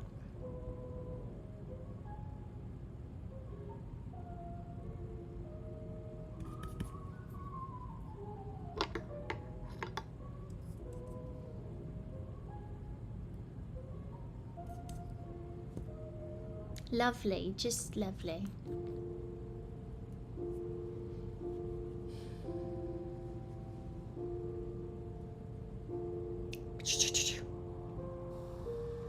Hi, Christine. Hi, Macy. Would you consider labeling the undertones of polishes?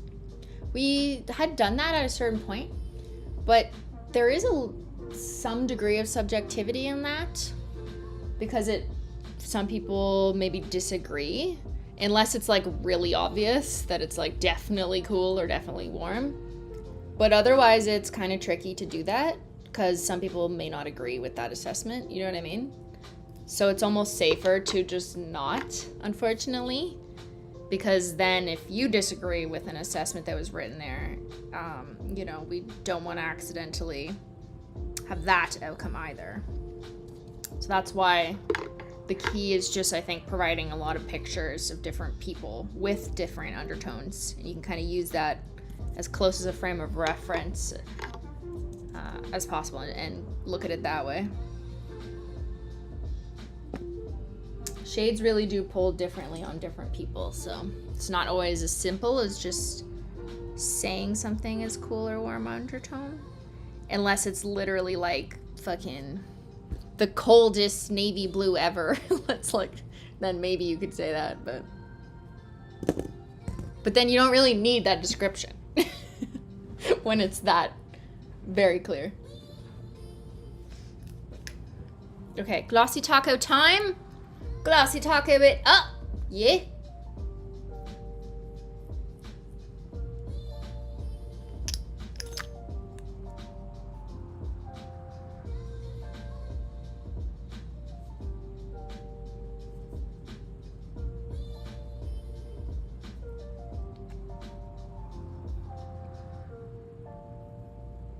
Yeah, I totally hear the point though, that like if your monitor or for accessibility reasons, but then for other reasons that are also valid is like me describing something the way that other people are, it's not gonna pull that way on them. You know what I mean?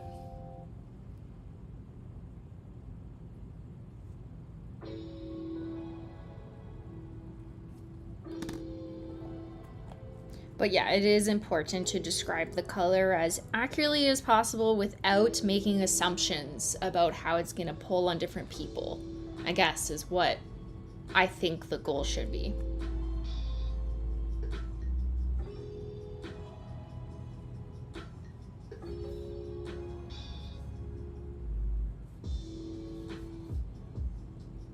And providing pictures, obviously.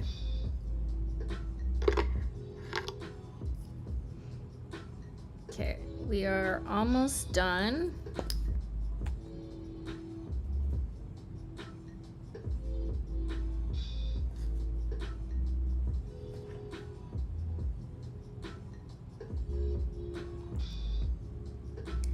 Woo! I should show you Ben's pictures. Don't tell him.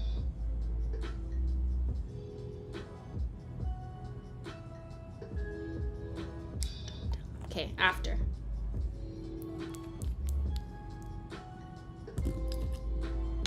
After I take these, because I just got the glossy taco on, so. Gotta take pictures while it's still fresh.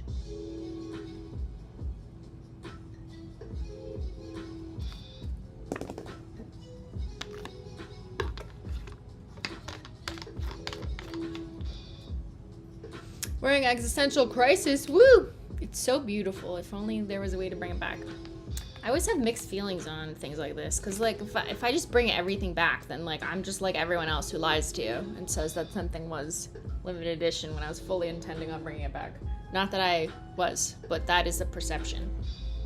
However, listening to people want certain things back, we will be opening a vote to bring back, like we did last year for Holo Royalty. It'll be another survey.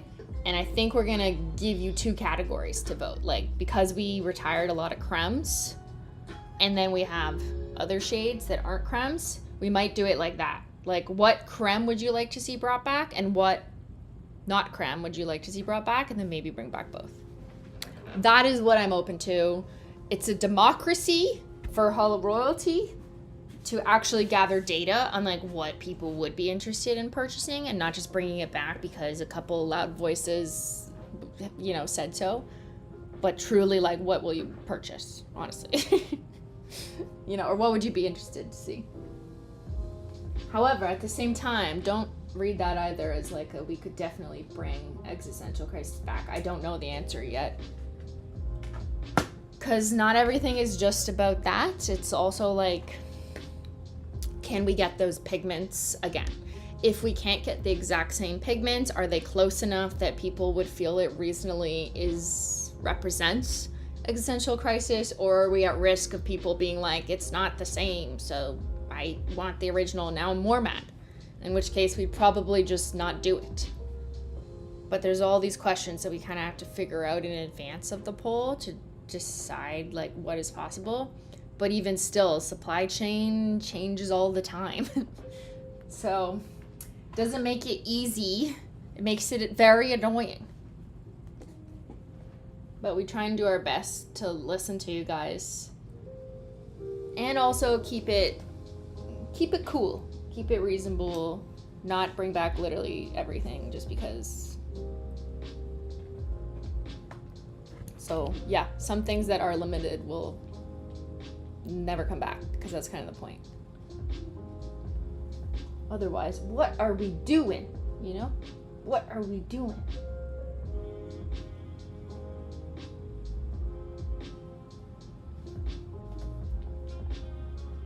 Shout out to Tyler. Yeah, he's over there. Hey Tyler. How you enjoying the oat balls?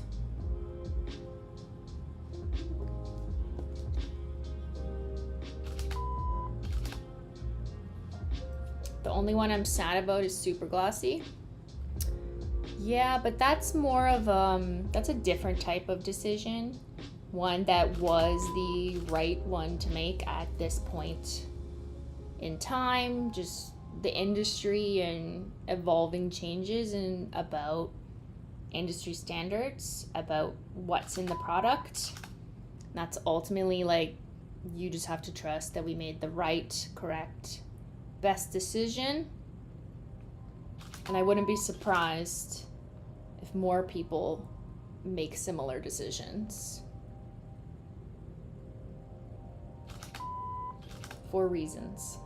Oh, sorry, I should probably explain just in case you missed it. Yes, Super Glossy Taco, which was only ever available to customers in the US anyways for shipping restrictions. It was never available outside the US. Will be retiring. Holo Taco will be marketing itself as 10 free. And Super Glossy Taco was not 10 free nor 5 free. So that is one reason why she's going. We have some in stock, so she'll be retiring either when she sells out or by the end of August, whichever one comes first. She's in stock right now.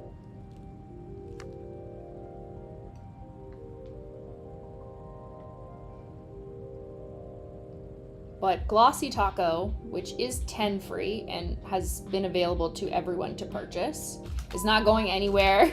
Don't worry, Glossy Taco is there. She is our new hero for everyone to be able to use, and you can have confidence that Glossy Taco is 10 free, which means that it's free of 10 ingredients that people and the industry suggest and have let others know through research are not good to be a nail polish. You can look up the exact 10 on our website on the FAQ. I encourage you to actually look up this information and read what are the 10 and use that to understand. I just can't recite all 10 off the top of my head right now.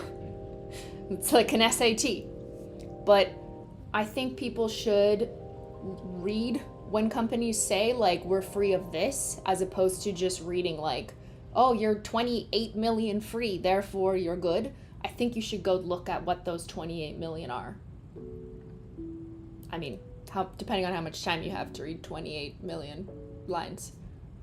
I'm exaggerating, but like, I think you should read them and use that to kind of compare if you have an opinion on it at all. Maybe you don't give a shit, but some people do give a shit, and I hope that those people are reading what it is they allegedly give a shit about.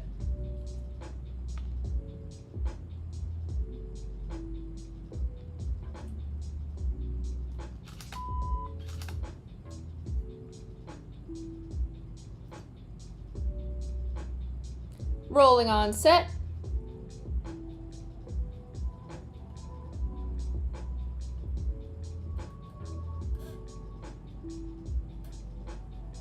Thank you for making it 10 free of bad allergies. So one thing, like, I appreciate you saying that. As someone with allergies though, and who's talked to a dermatologist, it's not just about looking for like a number and deciding that therefore it is better for me and my allergies. The most important thing always is going to be to look at the ingredients and the knowledge you may have about what you are allergic to. Because just because something says 10 free on it doesn't mean that's good for your allergies, right? You have to look up the ingredients of a product and then consult with your dermatologist or whoever. Because if you're not looking at that, it's just marketing, even when something says hypoallergenic. Which is not a term that HOLO THERE uses anyways, but you see that in like makeup. I mean, there are some reasons that I see why cosmetics companies will use it, but like, that doesn't mean anything to me. I need to look up what is in it and then decide if I'm allergic to it.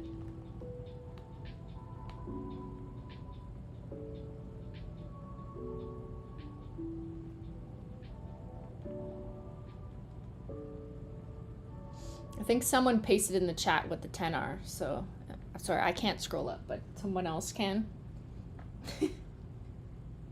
And I am not a scientist or a chemist, but consulted or had, manufacturer and lab consult with people who know what they're talking about.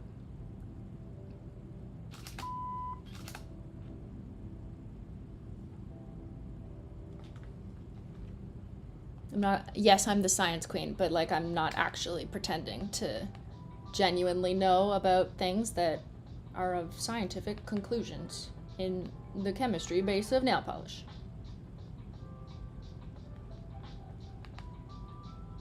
Okay, I think we got that shot. Woo! We have to do research. I'm lazy. I know, this is the problem with consumers. I know. Me too, as a consumer. And have been lazy. But like, that is what you should do as an individual, is do your own research and decide. Not that I'm saying everyone can understand like all the science, but like, being allergic to something is probably the easiest, simplest example. Like, I'm allergic to things. I know this because I've been tested a million times. But just because something says hypoallergenic or 8 million free, that doesn't mean that I'm not allergic to it. I have to look at the ingredients.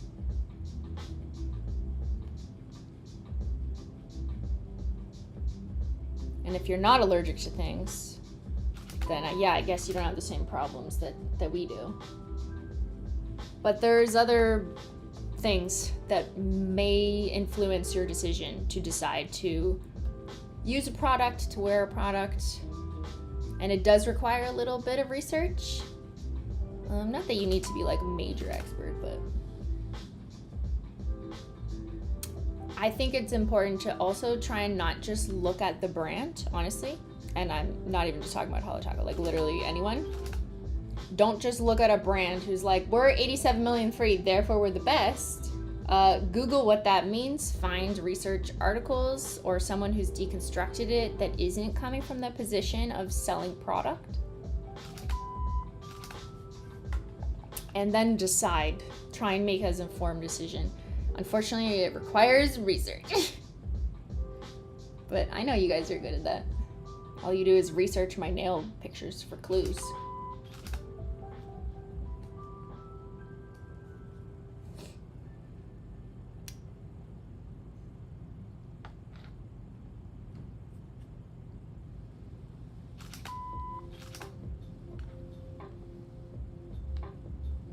Woo! Oh my god, I can kind of see when I zoom right in, like where I did the spot application. Don't tell anyone that you saw. It's fine. Everything is fine.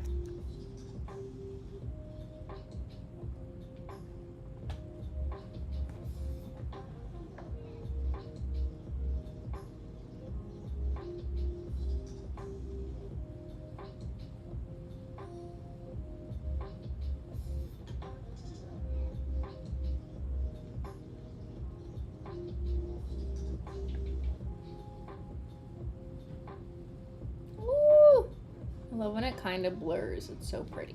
Okay, next shot. I don't think the reading lady's working because I've seen super chats go by and it's not reading it unless they weren't over $5.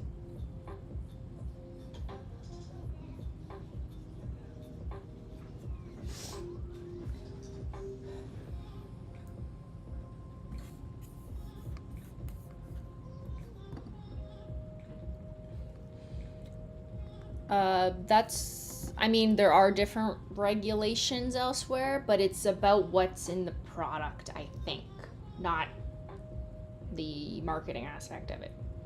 But yeah, different countries have different regulations, but none of our shipping locations are changing, if that's your question.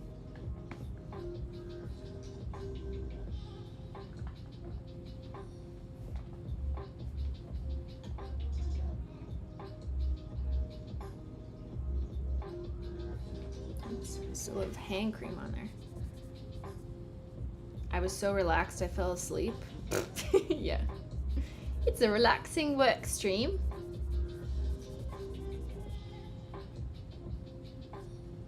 The reading lady's on tea break, yeah.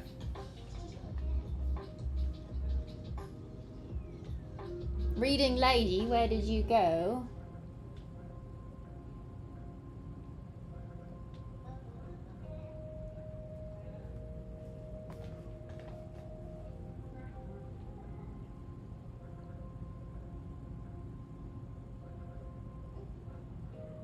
Okay.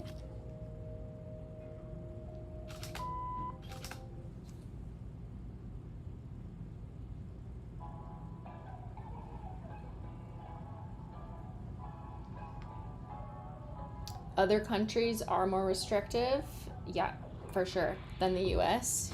Yes. I mean, some countries. Definitely like over in the EU, that is the case.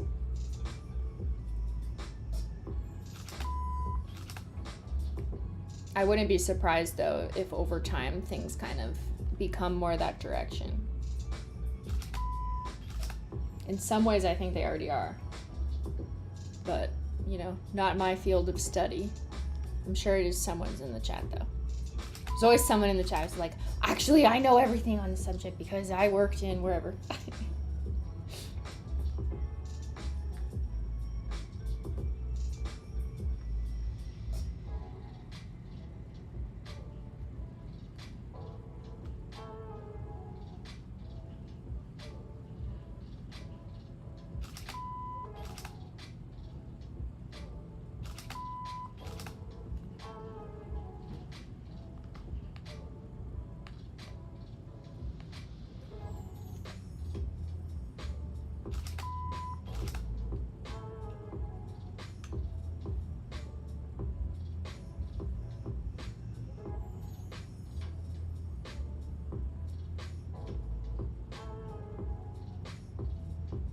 Rolling on set, doing video.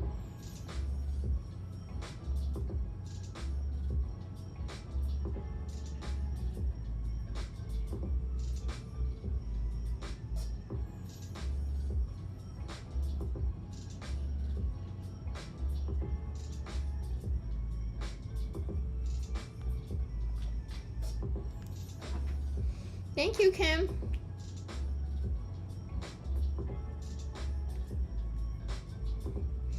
Yeah, hypoallergenic doesn't mean hypoallergenic, but it's an easy way for skincare companies to easily communicate that they care maybe about their ingredients. But it's like you do both, you know? You say something that is at a glance, something that confirms or makes people feel good, but then you hope that your customers actually look into why it is they should feel good about it, what it is they exclude from their product, and etc. So it's a very interesting and sometimes just confusing arena. And I, as a non-chemist, am also like, what sometimes? But try and make the best decisions for the customer base, and also just the brand, making sure that we're doing everything right and appropriate and correct. Tism for this convo, and becoming 10 free overall. I'm one of the people that can't use natural makeup without breaking out, and it's marketed as hypoallergenic, clean and better for skin. Tea lady Def do read this research. way too late. Okay, I'm gonna do the unicarton, and then we'll do the full hand pick, and then that's it, everybody. I know I missed another one. How do you start a mood board for a collection? Does something just spark your interest, or you start with the concept? It's different for every single one. This one was definitely concept and theme. And then there was some obvious colors that had to be done, but actually, okay, fun fact, you guys are getting way too much information. Fuck.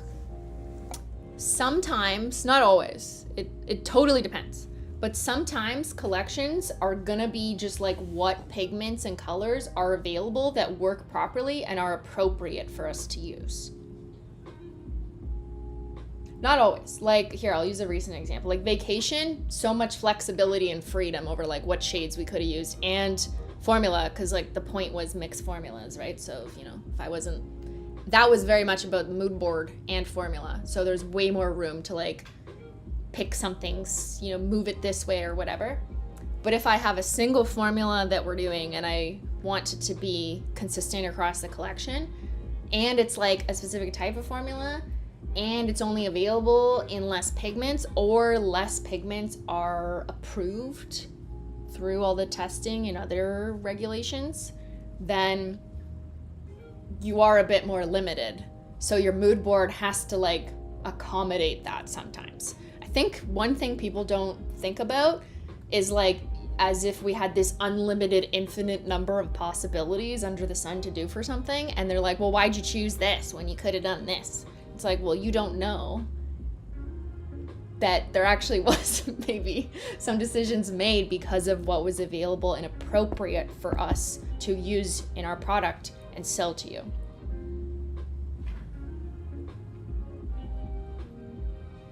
And it is a bit frustrating when I know people always compare to like, you know, smaller companies who maybe make different choices. But it is a reality that's my challenge, not yours.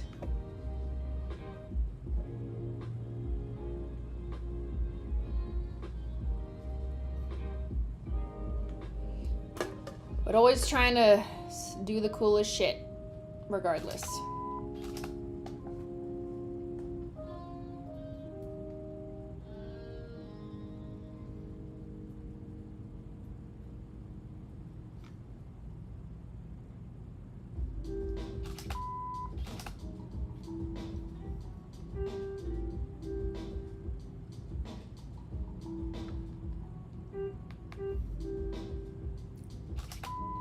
Realized I didn't take it off for the box. Fuck. Guess if you waited this long in stream, you get to see the box. Don't tell anyone else, okay? I promised Ben I would take this off, but I forgot. It was an honest mistake. It's fine. I'm just in the groove. NDAs have been entered in chat, okay? So it's fine. Everything is fine. Everything is pine.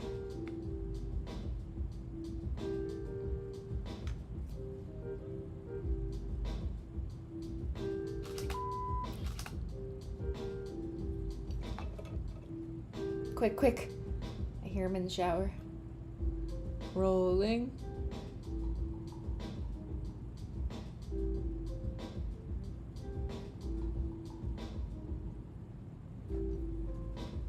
Oh my god, it just died. That's Ben. That's Jesus talking to me. Okay, it died because I don't have a battery. I never plugged it in. So I'll just take it off. Because I just have one last thing to do anyways, which is this one. Blinding from behind. Turn this down a bit. Ah! Jesus Christ, that scared me. Everything is fine. What did I say? Praise be.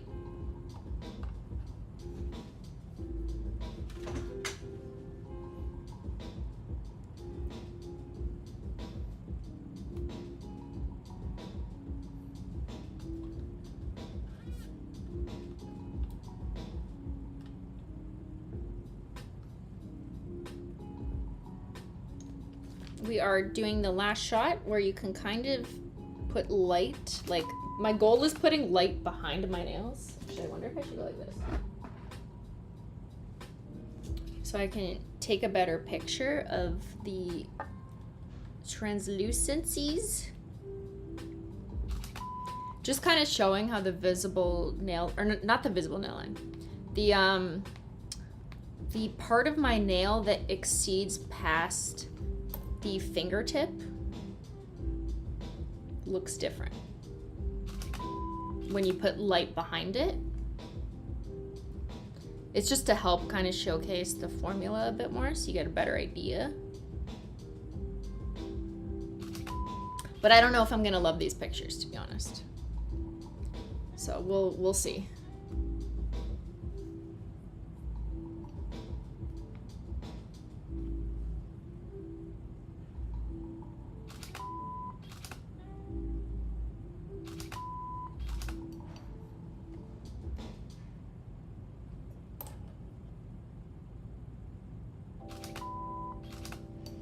It's also really hard to hold still. Okay, let's get some video.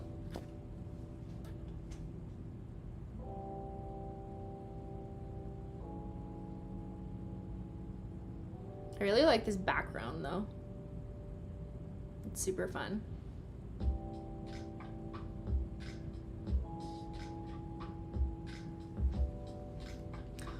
Woo! I can't believe we made it. Oh my god! Okay. I guess that's it for stream because my camera just died and my next one isn't charged. Now literally both cameras are died. All right, everyone. Thank you so much for coming. I will see y'all on Wednesday and hang tight until this collection drops later this month. Thanks so much for watching. Thank you to the mods. Have a lovely weekend. Bye.